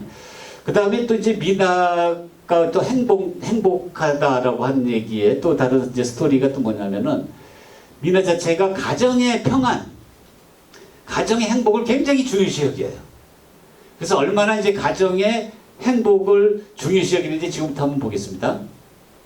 제가 이제 3년 전에 그 서울에 있는 그 현대화랑에서 전시했던 그 꽃그림전에서 그 여기 아주 하이라이트 장면입니다. 그러니까 사람들이 여기 포토존으로 많이 썼던 건데 이게 뭘 것 같습니까, 여러분? 백앤모예요. 그 작은 백앤모를 이 벽에다가 이렇게 쫙 깔아놨더니 사람들이 굉장히 신기하게 여기는 거예요. 그런데 제가 이거를 쌓아놓고 보니까 하나하나가 되게 이런 거예요. 이게 보시면 이게 뭐냐면은 이게 이제 여러분 저기 뭡니까? 이 봉황이에요. 봉황 보입니까? 근데 봉황이 뭘 하고 있죠? KISS를 하고 있잖아요. 보여요? 아직 입을 맞추고 있어요. 근데 이것만 그런 게 아니라 여기 백앤모에 나오는 새들은 전부 다 KISS를 하고 있어요. 그래서 이거 보고 깜짝 놀랐어요. 아, 우리나라 사람들이 이렇게 애정 표현을 적극적으로 했나? 여러분들 집안에서 그렇게 애정 표현을 적극적으로 받고 있습니까? 아니면 하고 있습니까? 어떻든 간에 백앤모에는 놀랍게도 다 뽀뽀를 하고 있는 거예요. 아, 뽀뽀뽀가 아니라 예전에 그 뽀뽀뽀라는 그 어린이 프로 있었잖아요. 그랬더니 이제 국어학자들이 막 난리가 난 거예요. 왜 난리가 난지 아세요? 뽀뽀뽀는 일본말이라는 거예요. 찾아보니까 뽀뽀 찾으니까 일본말로 나오더라고요. 우리말은 뭔지 아세요? 쪽쪽쪽이에요. 근데 쪽쪽쪽 해야 될 거 지금 뽀뽀뽀로 한 겁니다. 이게 지금 쪽쪽을 하고 있는 거고. 심지어는 물고기, 미나리본 물고기도 쪽쪽을 하고 있어요. 키싱 피쉬예요. 그러니까 적극적으로 막 우리가 미나 속에서 보면 애정 표현을 하고 있는 건 사람을 통해서 하는 게 아니라 뭘 통해서 합니까? 이러한 이제 꽃이라든가 아니면은 이런 물고기라든가 이런 다른 동물을 통해 갖고 자신의 하고 싶은 욕망을 표현하고 있는 거예요. 아까 우리가 까치호랑이처럼 이렇게 되는 겁니다. 그리고 여기도 보면은 이제 우리가 이제 그 최고의 부부간의 사랑이 깊은 새를 뭐라 그러죠? 인꼬라지 인꼬잖아요. 그러니까 우리가 앵무새잖아요. 앵무새 중에서 이렇게 이런 인꼬란 앵무새 중에 하나가 이제 그 인꼬인데, 근데 인꼬는 하여튼 그 암컷과 수컷의 사이가 좋아서 이제 인꼬 부부라 그러는데, 여러분 보시면은 눈 한번 보세요. 눈동자를 보면 웃는 얼굴이 보입니까? 서로 그냥 즐겁게 웃고 있어요. 그러니까 우리가 이게 새를 표현했지만 사람처럼 여기다가 감정을 집어넣고 있는 겁니다. 이게 이제 미나예요. 그 다음에 이제 이 경우는 수대조라는 새인데, 수대조라는 새는 이런 새예요. 이거 여기 꼬리가 거의 몸 길이만큼, 몸 길이보다 좀 더 길 수도 있고, 그러니까 꼬리가 굉장히 아름다워요. 마치 리본처럼. 그리고 그 뒤에 끝에는 뭐가 있냐면 이렇게 눈이 있어요. 눈 보입니까? 여기 눈이 동그랗게 돼 있는 거, 우리가. 근데 눈이 있고, 그 다음에 여기 이제 깃털이 있는데, 이거는 수대전의 숫자는 장수 숫자이기 때문에, 이거는 이제 장수를 상징하는 겁니다. 근데 이 수대조가 이게 이제 수컷이고 이게 암컷인데, 이게 뭘 하고 있습니까? 또 사랑을 나누는데, 이건 거의 로미오와 줄리엣 수준이에요. 그래가지고, 로미오가 원래는 이제 그 밑에 있어야 되는데, 하여튼 여기서는 위에서, 그 줄리엣 그랬더니 줄리엣이 뭐라고 그럽니까? 오 로미오 하면서 이렇게 사랑을 나누는, 하여튼 이제 이러한 것이 우리가 미나 화조화에서 나와요. 그러니까 미나 화조화를 보면은 부부 간의 관계가 너무너무 좋은 거예요. 쪽쪽과도 하고. 그래서 아무 문제가 없어요. 그래서 이거는 과연 그렇다 그러면 조선시대 사람들은 부부 관계가 우리보다 더 좋았을까요? 아니면 나빴을까요? 좋았을 수도 있지만 거꾸로 뭡니까? 너무 나쁘기 때문에 좋기를 바라는 마음으로 이룰 수 있는 거죠. 근데 어쨌든 간에 여기도 보면은 다 이렇게 새들이 다 쌍쌍이 나와요. 쌍쌍이 나온다는 건 어떤 그 부부 간의 어떤 그 관계, 화목한 관계, 그거를 금슬이 좋은 관계를 지금 표현하고 있는 거고, 그거는 또 다른 말로 하면 금슬이 좋기를 뭡니까? 바라는 소망, 마음을 나타낸 거예요. 그래서 여기 보면 꽃도 춤을 추고 있어요. 꽃 춤추는 거 보입니까? 그러니까 미나는 어두운 구석이 없어요. 미나는 밝고 명랑해요. 그런 얘기가 이런 거예요. 다 춤을 추잖아요. 심지어는 모두 춤추니까 바로 그 모란꽃 밑에 있는 학도 춤을 추는 거예요. 학이 추는 춤을 뭐라 그럽니까? 학춤이라고 그러죠. 너무 쉬운 건데 대답을 안 하시네. 그 다음에 여기 보시면 이게 무슨 새입니까? 이게 아까 말한 인꼬 부부하는 인꼬, 앵무새예요. 그러니까 인꼬는 앵무는 이제 같은 새입니다. 그런데 여기도 짝을 이루지만 가운데 있는 모란도 뭡니까? 짝을 이루고 있는 거 뭡니까? 그리고 심지어는 모두 짝을 이루느냐? 여기 한번 보세요. 여기 보면 심지어는 여기에 돌도 짝을 이루고 있어요. 돌 보입니까? 여기 수석. 여기 안 보여요? 여기 수석이거든요. 이게. 이것도 짝을 이루는데 제가 이걸 큰 이미지를 못 갖고 왔는데 여기 보시면은 여기가 이 빨간 돌이 노란 돌을 이렇게 포옹하고 있는 거예요. 그래서 제가 예전에 요거를 이제 그 페이스북에 올렸더니 어떤 사람이 댓글 뭐냐 어머나 하고 다는 거예요. 그 사람은 굉장히 눈치가 빠른 거예요. 어머나 하면서 이거 돌까지도 짝을 이것도 짝, 모란도 짝, 새도 짝이에요. 그 다음에 여기도 보면 지금 토끼 한번 봅니다. 토끼에 또 짝을 이루고 있잖아요. 근데 눈을 보면 거의 뭡니까? 막 사랑이 넘치지 않아요? 사랑이 넘치는데 그렇다 그러면은 죄송합니다. 그렇다 그러면은 여기에 나비의 짝은 뭐겠습니까? 바로 이 꽃인데 이 꽃이 무슨 꽃이에요? 모란 꽃이에요. 근데 모란 꽃이 무슨 모양으로 돼 있어요? 나비 모양으로 돼 있잖아요. 이 정도로 우리는 뭡니까? 짝에 대해서 굉장히 집착을 했어요. 그래서 짝에 대해서 집착했다는 건 부부간의 금슬을 굉장히 중요시 여겼다. 부부간의 금슬이 좋아야 가정이 평화롭기 때문에 그런 거죠. 그 다음에 연하들 보면 연하들도 보면 이게 다 밑에 물고기라든가 이런 게 이게 다 짝이에요. 여기 다 보입니까? 학도 여기 한 마리쯤 여기도 있어요. 다 짝으로 돼 있어요. 그래서 예를 들면 심지어는 이 짝으로 돼 있는데 심지어는 여기에 보시면은 여기 지금 제가 이게 디테일을 안 갖고 갔습니다. 여기 보시면은 연꽃이 연잎 보입니까? 연잎이 뭘 하고 있습니까? 쪽쪽을 하고 있습니다. 연잎도 짝을 이루고 있어요. 그 정도로 우리가 짝에 집착을 하고 있고 이건 제주도 민화거든요. 제주도 사람은 육지 사람들보다 더 우애관계가 좋은 것 같아요. 왜냐하면 예를 들어서 이 학을 보면은 날개를 하나 갖고 한 입으로 쓰고 있는 거예요. 한 날개로 쓰고 있는 거예요. 그리고 이거는 이제 용인데 여기 황룡과 청룡이 뭡니까? 우리가 마치 새끼처럼 이렇게 어울려가지고 막 하늘로 이렇게 올라가고 있는데 그래서 그림으로 보면 제주도 사람이 육지 사람보다 더 부부간의 금슬이 좋을 수도 있고 더 나쁠 수도 있는 거죠. 아까 말한 것처럼. 어떻든 간에 더 강렬하게 이렇게 나옵니다. 그리고 또 이게 이제 봉황입니다. 봉황은 상상의 동물이에요. 그래서 봉황은 아무 데나 앉지 않고 어디만 앉는다 그랬어요? 지금 여기 오른쪽이 보입니다만 오동나무에만 앉아요. 그리고 또 아무거나 마시지 않고 뭐만 마십니까? 바로 이러한 미네랄 워터, 예천이라는 그런 물만 마시고 또 아무거나 먹지 않고 뭐만 먹냐면은 바로 뭡니까? 죽실, 대나무 열매만 먹어요. 그래서 대나무가 여기 보입니까? 여기요? 대나무 여기 보이죠? 여기 오동나무가 있고 대나무요. 그래서 굶어 죽을지언정 쌀조하는 조따위는 먹지 않는다 그랬어요. 그 정도로 뭐냐면 고고함의 상징이에요. 그리고 이거는 상상의 동물이에요. 근데 놀랍게도 이 상상의 동물인데 여기 보면 부부로 나와요. 그래서 우리가 암컷은 봉이라 그러고 암컷은 뭐라 그래요? 황이라 그래요. 그래서 이제 봉황이 되는 거고 또 그 밑에 9마리의 새끼가 있어요. 이걸 구추라 그래요. 그래서 그 구추를 보면은 굉장히 아주 귀엽게 이렇게 생겼어요. 귀엽게 이렇게 병아리처럼 생겼는데 왜 상상의 동물 봉황을 왜 봉황 가족으로 만듭니까?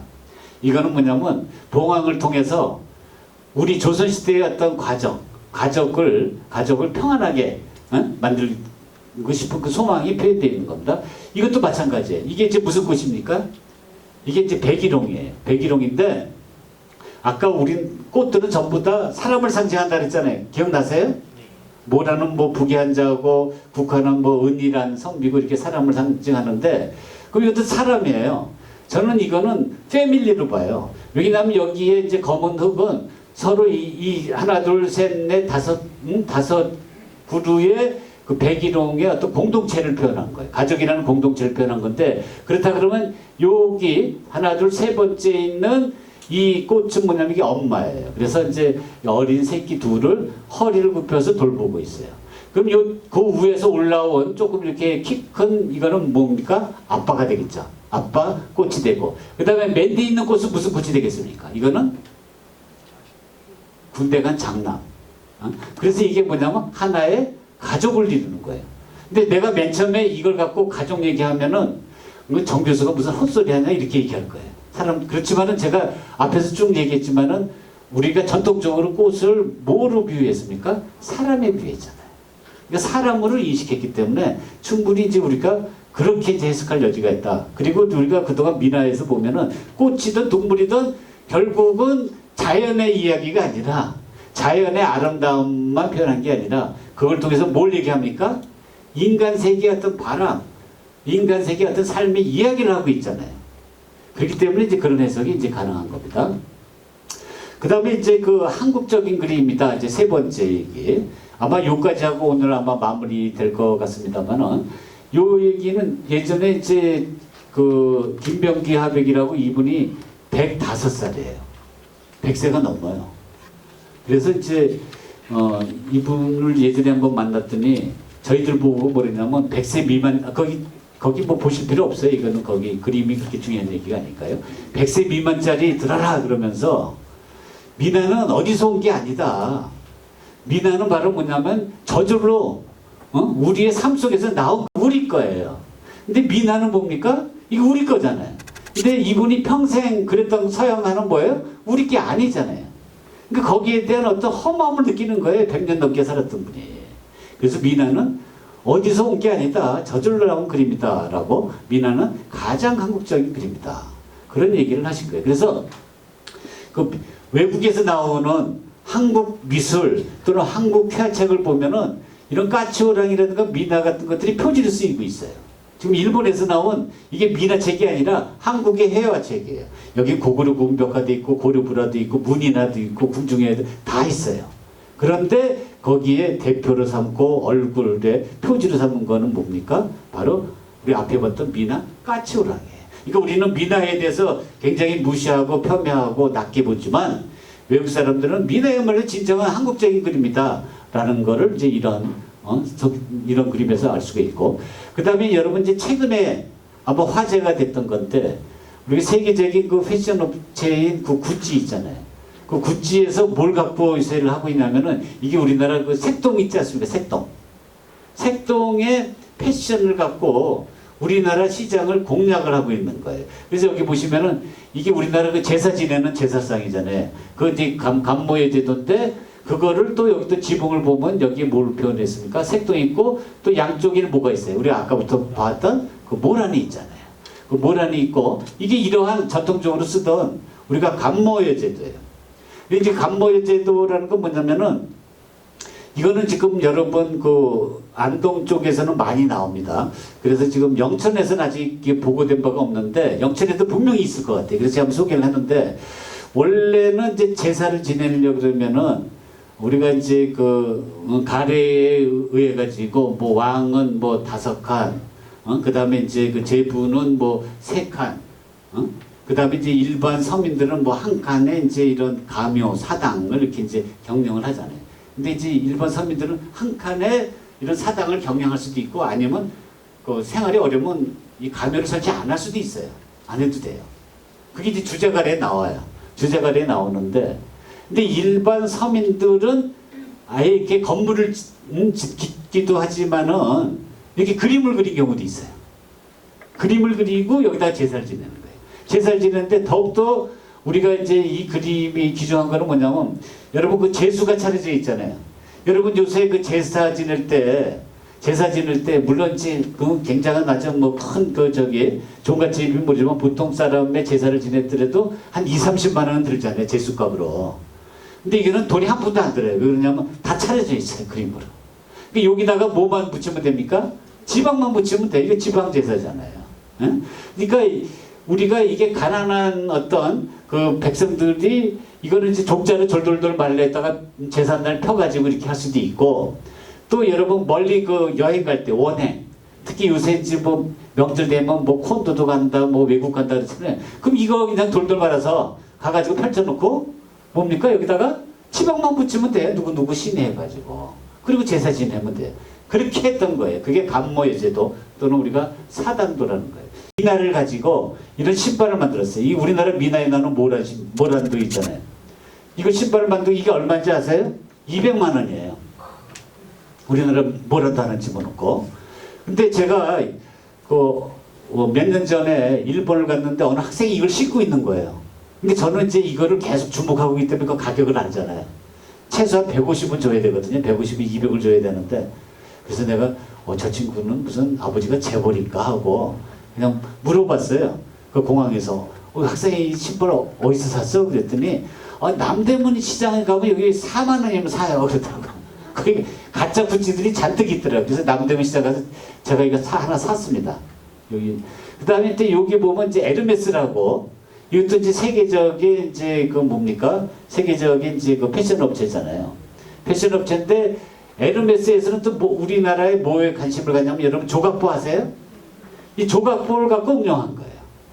이 조각보를 갖고 응용한 건데 바로 이런 조각보예요. 그래서 여기 허동화하고 저하고 이제 같이 쓴 책이 있습니다만 보자기 할배 허동화라고요. 이분은 이러한 그 조각보를 예전에 이거 다 그냥 버렸어요. 낡으면 불태서 버린 건데 이걸 모아가지고 이거 세계 각국 60여 개의 박물관에 전시를 해서 세계적인 미술로 등극을 시키고 지금 세계 보자기 포럼까지 만들었어요. 세계 사람들이 막 보자기 갖고 난리예요. 난리인데 어느 날 제가 이제 이분하고 말년에 이제 친해져 가지고 집에 거기 이제 박물관에 놀러 갔더니 에르메스 디자인 팀이 왔다 갔다는 거예요.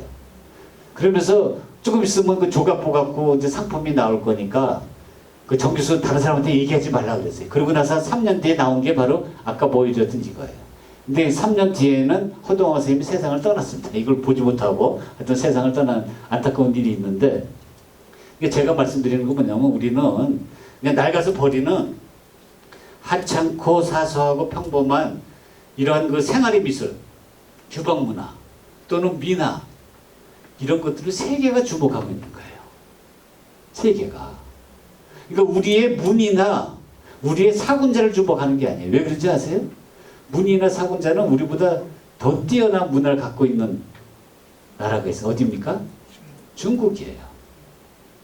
그러니까 중국하고 우리가 중국의 이런 문이나 산수와 인물하고 이렇게 비교를 해보면은 스케일이 탁난데 스케일이요. 크기가 여러분 중국 박물관에서 보면 그림이 엄청 크지 않아요? 그리고 그 테크닉도 현란하게 이를 데 없어요. 그러니까 거기는 갖다 대면은 100점 100패예요. 근데 미나는 또는 이런 보자기는 조각보는 중국에 없어요. 이 견줄 만한 게 없어요. 일본에도 없어요. 베트남에도 없어요. 이거 우리가 최고예요. 그리고 아까 말한 것은 이게 뭡니까? 가장 한국적이에요. 그래서 우리가 이게 서민들의 문화라서, 서민들의 그림이라서, 백성들의 미술이라서 우습게 여겼던 거, 속하라고 저속하게 여겼던 거, 또 품격이 없다고 그렇게 낮춰봤던 것들이 지금은 세계가 주목을 하고 있는 겁니다.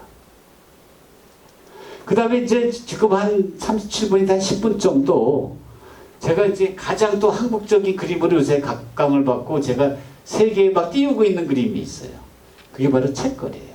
그러니까 책거리의 그 거리라는 거는 먹을거리, 입을거리, 마실거리 하는 복수음입니다. 그러니까 책거리라는 건 책과 관련된 여러 가지 이 거리에 해당하는 대부분 물건이에요. 그래서 영어로 가면 북스, 책은 북스고 그 다음에 물건은 things 아닙니까? 북스인데 things인데 그 다음에 이제 책가도라는 건 서가를 얘기하는 거예요. 그러니까 책하고 서자는 뭡니까? 예전에 이제 교환했었기 때문에 우리가 이제 이런 실형 있는 거, 선반이 있는 거, 책장이 있는데 책을 쌓는 그림은 이거는 책가도. 책걸 중에서 이제 책가도라고 합니다. 근데 이런 게 책가도예요. 이건 궁중의 책가도예요. 이건 미나 책가도가 아니에요. 여기 보시면 칸이 몇 칸인지 아세요? 여기 한 칸에서 이게 시우 두 칸이에요. 그 시우 두 칸에다가 여기에 이제 여기 책갑이라고 책 케이스입니다. 여기 중국 책이에요. 이렇게 책 케이스 쌓여 있는 것들이 이게 116개예요. 또 기물들도 굉장히 많아요. 도자기. 근데 이게 보면은 하나도 똑같은 게 없어요. 다 다르면서도 그 짜임새가 완벽한 거예요. 그러니까 책에 쌓인 그릇의 놓임이 이렇게 구조적으로 잘 짜이게 할 수 있는 거는 이게 우리나라 사람이 제일 잘하는 거예요. 거기다가 우리나라 사람들이 제일 좋아하는 게 아이템이 뭐예요? 책이잖아요. 우리만큼 책을 사랑하는 민족이 없어요. 이건 조선시대 유교 덕분에 얻은 겁니다. 왜냐하면 책이 최고의 유일한 출세 수단이에요. 안 그렇습니까? 이제는 과거 봐야 출세를 하잖아요. 과거 보려면 어떻게 공부 열심히 되면 책을 읽어야 되잖아요. 그러니까 우리에게서 책은 굉장히 중요하기 때문에 우리가 책을 통해서 펼쳐지는 어떤 그 상상력은 세계 최고예요. 그래서 이 책을로 특화된 정부라 이런 것들을 지금 여러분한테 이제 보여드리는데 이렇게 보세요. 칸이 쉬운 두 칸이고 이런 책 케이스가 115개고 구멍이 뻥뻥 뚫렸죠? 니은자 기역자를 꺾였잖아요. 거기다가 여기에 여러분 이렇게 빨간 병 그리고 이렇게 파란 컵 이런 거 보신 적 있어요? 우리나라는 이런 색깔이 있는 병이 없어요. 이런 단색화. 우리 청자녀 뭡니까? 백자 뭐 이런 거잖아요. 또는 청아백자 이런 건데 이건 전부 다 메이드 인 차이나예요. 이게 중국으로부터 수입한 거예요. 책도 중국 책이요. 이런 게 다 중국 책입니다. 책값으로 이렇게 있는 거. 그 다음에 이런 병도 중국 병이요. 심지어는 보시면은 요 안에 요게 뭔지 아세요? 이거는 서양으로부터 들어온 자명종이에요. 이런 자명종입니다. 그러니까 서양 물건도 있어요. 이게 도대체 우리 게 없어요. 그럼 이게 마치 이 그림을 보면 여러분 아까 뭐 구찌 에르메스처럼 그냥 서양의 이런 화려한 그 명품으로 막 치장한 그림 같아요. 그렇게 사치풍조냐? 저는 그렇게 안 봐요. 아까 말씀드린 것처럼 조선전기에는 우리는 물질을 배격을 했잖아요. 그래서 완물상지라고 해가지고 물건에 빠지면 뜻을 잃는다. 그래서 아까 공자의 얘기처럼 뭡니까? 거친 밥을 먹고 팔베기를 하고 이렇게 그냥 가난을 낚시로 삼고 살아야 된다. 라고 이렇게 믿었고 그렇게 실천을 했는데 전쟁을 4번 겪고 나니까 그게 아니다. 그렇게 사는 건 우리에게 행복을 주는 게 아니다. 뭐가 주는 거예요? 물건이 행복을 주는 거예요. 안 그렇습니까? 지금은 여러분 이런 물건 없으면 어떻게 삽니까? 냉장고 없으면 어떻게 삽니까? 물건이 얼마나 중요해요. 그런데 조선의 선비들은 이 물건에 빠지면 안 된다. 그래, 뜻이 더 중요하다 이렇게 했는데 여기 보면 책하고 뭐가 나와요? 물건이 나오잖아요.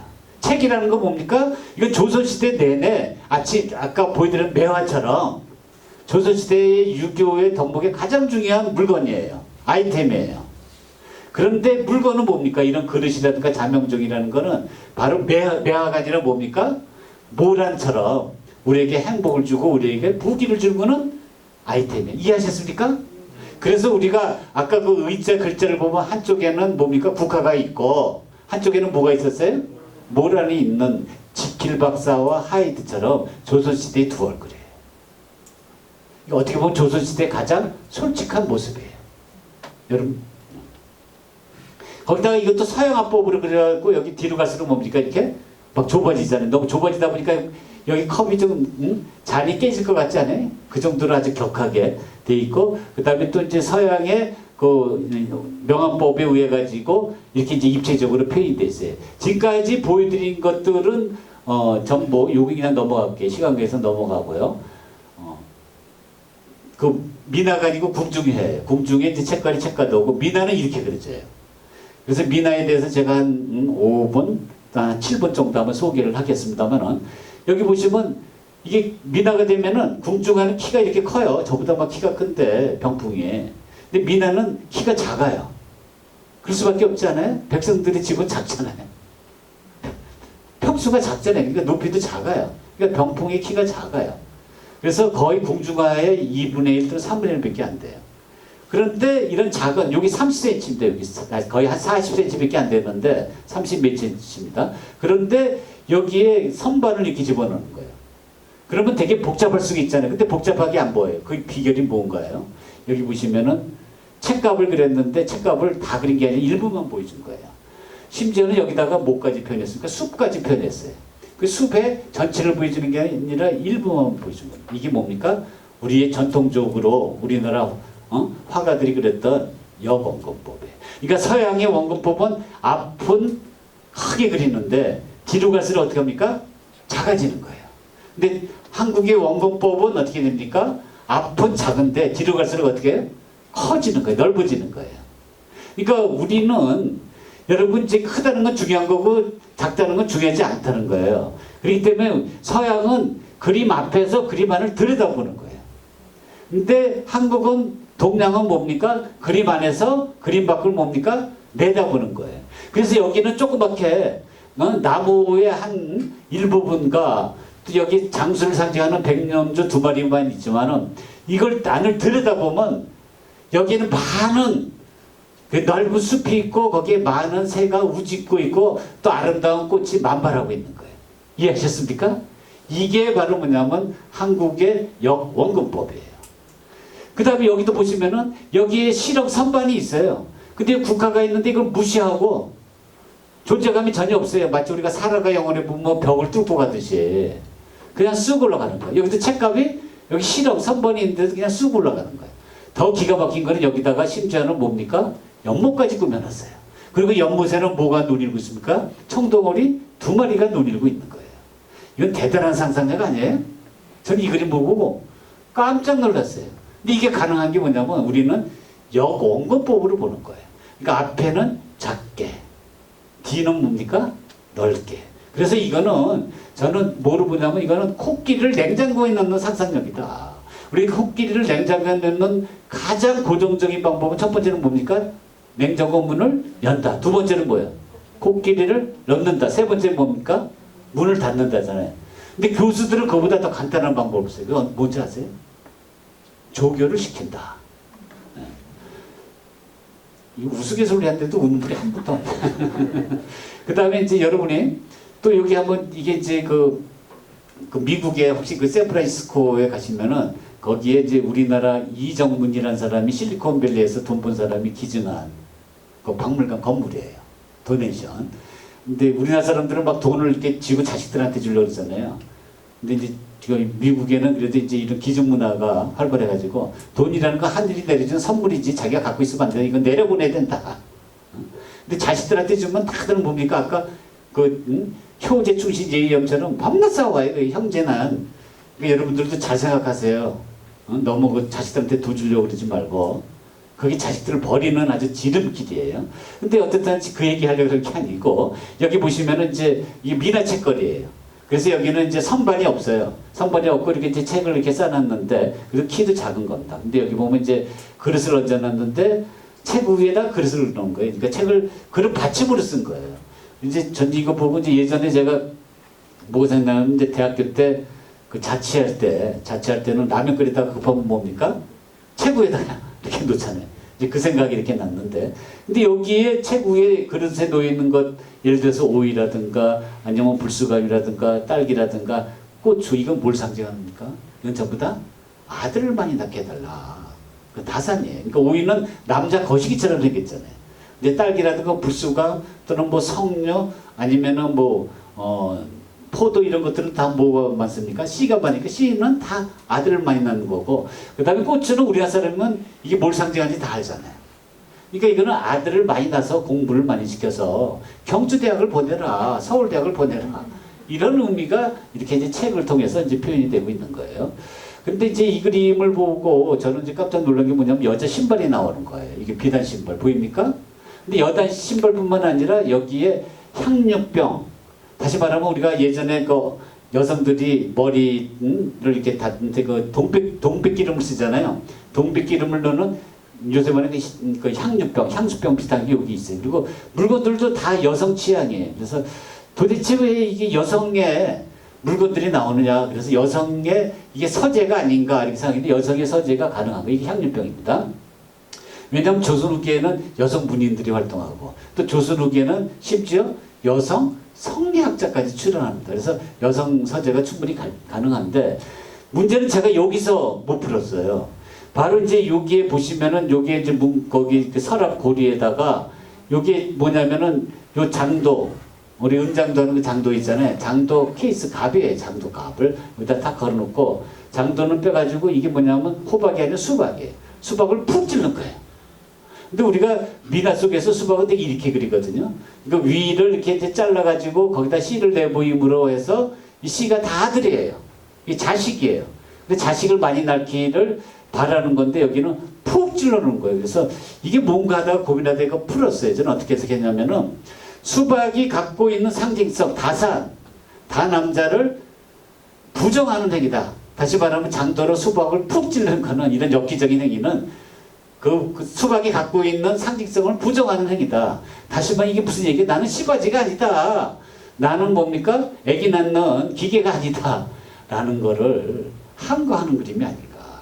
그래서 우리가 아까 우리가 새하고 그 다음에 이제 꽃하고 봤지만은 그게 단순한 동물의 왕국이 아니라 그랬잖아요. 동물 세계가 아니라고 자연의 세계가 아니라 그랬잖아요. 이것도 마찬가지예요. 단순히 우리가 그 책거리 나오는 건 물질이 아니에요. 이거는 삶의 표현이에요. 한번 볼까요? 예를 들어서 이것도 보면은 그 위에는 이게 여성 물건이 있고 밑에는 남성 물건이 있습니다. 그리고 확대해서 보면 여러분 반지꼬리가 있고 여러분 가위가 있고 뭐가 있습니까? 자가 있죠. 그리고 또 여기에는 은행알을 얹어놨는데 이거는 여자 거시기를 상징하는 거예요. 그 다음 밑에를 보면은 아까 봤던 그 비단의 신발이 아니라 이건 남자의 가죽 신발이에요. 그리고 여기 문방구가 있어요. 그 위에는 여성 물건, 여성 물건, 아래에는 남성 물건. 근데 가운데는 평상이 있고 이불이 깔려 있고 베개가 있는데 그 위에 남자 옷, 여자 옷이 어지럽게 놓여 있는 거예요. 그렇다 그러면은 그 왼쪽에 뭐가 일어나는가? 이런 썸씽이 일어나는 거 아닙니까? 그러니까 이러한 어떤 에로티시즘을 뭐로 표현하고 있어요? 물건으로 표현하고 있잖아요. 이거는 대단한 메타포예요. 저는 이걸 보고 깜짝 놀랐어요. 그러니까 우리나라 사람은 굳이 이런 식으로 남녀를 놓고 이렇게 이제 쪽쪽하는 모습을 그릴 필요가 없이 물건을 통해서도 충분히 이런 어떤 사랑을 표현할 수가 있다. 이게 바로 뭐예요? 미나다. 그래서 우리가 이 미나에 대한 얘기를 이제 51분이 돼서 이제 요 그림으로 해가지고 여러분 이제 마무리를 하겠습니다만은 앞에서 미나는 무슨 그림이라고 했습니까? 백성들의 그림입니다. 그래서 어떤 그 백성들의 권익을 신장하는 백성들의 입장에서 그린 그림이 우리가 까치호랑이라고 말씀을 드렸어요. 그 다음에 이제 두 번째는 미나는 또 가장 행복한 그림이라고 했잖아요. 그러니까 미나는 정서적으로 밝고 명랑하고 거기는 어두운 구석이 없습니다. 그림 자체만 보면은 그냥 집안에 그냥 좋은 에너지, 긍정적인 에너지를 가득합니다. 근데 거기에 덧붙여가지고 또 미나 속에 담긴 소재는 전부 다 거기에 뭐를 기원하는 거죠? 다 행복이에요. 그래서 미나는 뭐라 그랬습니까? 행복하라 그랬어요. 또 세 번째는 미나는 또 가장 한국적인 그림입니다. 그래서 아까 여러분 구찌라든가 에르메스의 예를 보여드렸습니다만 지금 세계가 주목하는 가장 한국적인 특징이 두드러진 그림이다. 라는 걸 해가지고 제가 일단은 오늘의 이제 얘기를 마무리하고자 합니다. 지금까지 말씀드린 거에 대해서 여러분들이 질문 있으면 한두 개 정도 한번 받아보기로 하겠습니다. 혹시 질문 있으면 아무 뭐 상해도 상관없습니다. 뭐 다 이해하셨습니까? 예, 선생님. 예. 이제 미나는 이제 작가가 없는 그림이 많아요. 그래서 작자 미상 이렇게 얘기하는데 그 이유는 뭐냐면 예전에 이제 속하라 그랬거든요, 미나를. 그러니까 이게 격조가 떨어진다는 그림이에요. 저속한 그림. 근데 거기다가 이름을 다 자랑스럽게 정병무라고 쓰겠습니까? 그런 것도 있고 또 미나가 또 굉장히 저렴한 싸구려 그림이에요. 하여튼 뭐 그런저런 이유로 해가지고 이름을 안 썼어요. 일부러 안 밝힌 거예요. 작가가 없는 그림이 있을 수가 없잖아요. 그죠? 이름을 밝힐 상황이 안 된 거예요. 굳이 이름을 밝힐 필요가 없었던 거예요. 그런데 그런 그림이 지금은 오늘날 와가지고는 세계적인 그림으로 뭡니까? 이렇게 각광을 받고 있는 겁니다.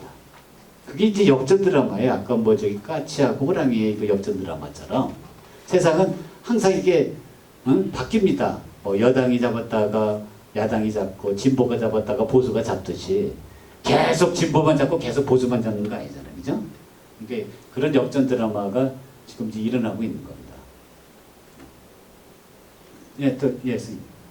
예, 말씀하세요. 예.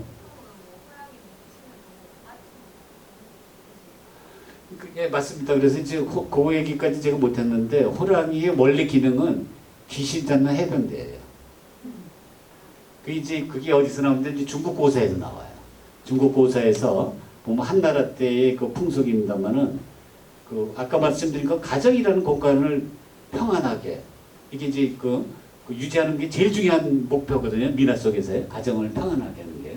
그래서 이제 어떤 그 행복의 메시지가 가득한 건데, 그 문 앞에다가 가정을 행복해 하려면 예전에는 뭐냐면 가정을 파괴시키는 게 귀신이 들어와서 그런다.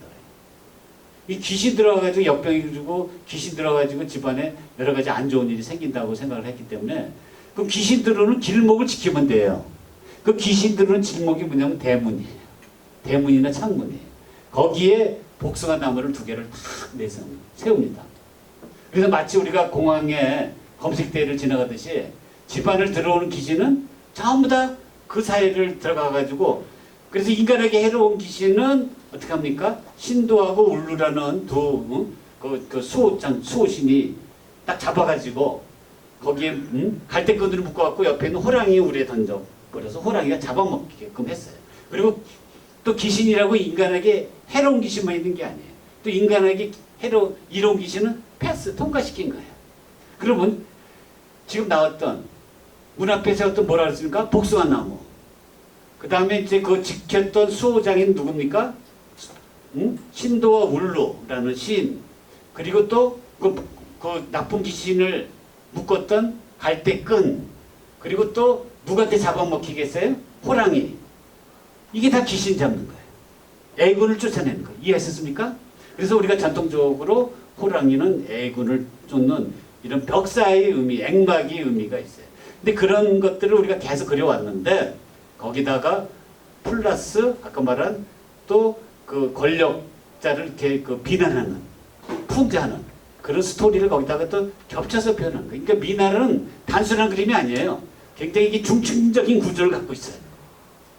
그래서 아까 말한 아름다운 그림이면서 행복을 주는 그림이면서 또 굉장히 밝은 에너지를 주는 그림이면서 그런 어떤 여러 가지 의미가 이렇게 겹쳐져 있는 겁니다. 아까 규화가 무당이라 그랬는데 규화가 무슨 꽃입니까? 그 접시꽃이요. 접시꽃. 예, 접시꽃이. 저도 그거 보고 깜짝 놀랐어요.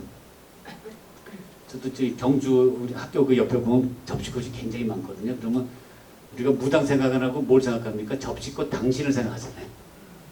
근데 이거 듣고 나고는 접시꽃 당신이 생각나는 게 아니라 무당이 생각나요. 그래서 아까 내가 그 설명을 안 드렸는데 어쨌든 간에 규화는 접시꽃입니다. 예, 그럼 지금 56분 한 번 더 혹시 더 있으세요? 한 번 더 있으면 예.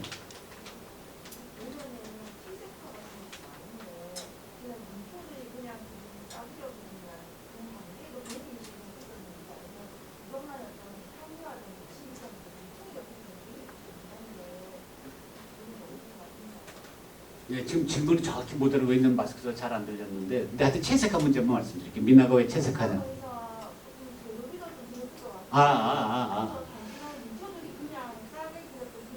근데 이제 무슨 얘기인지 알겠습니다. 이제 궁중이도 채색하고 미나도 채색하예요. 근데 문희는 수묵하예요. 그렇죠? 수묵으로 이렇게 그러죠. 물론 그 채색을 했지만 굉장히 이제 아주 옅게, 그래서 우리가 수묵 담채를 이렇게 얘기하잖아요.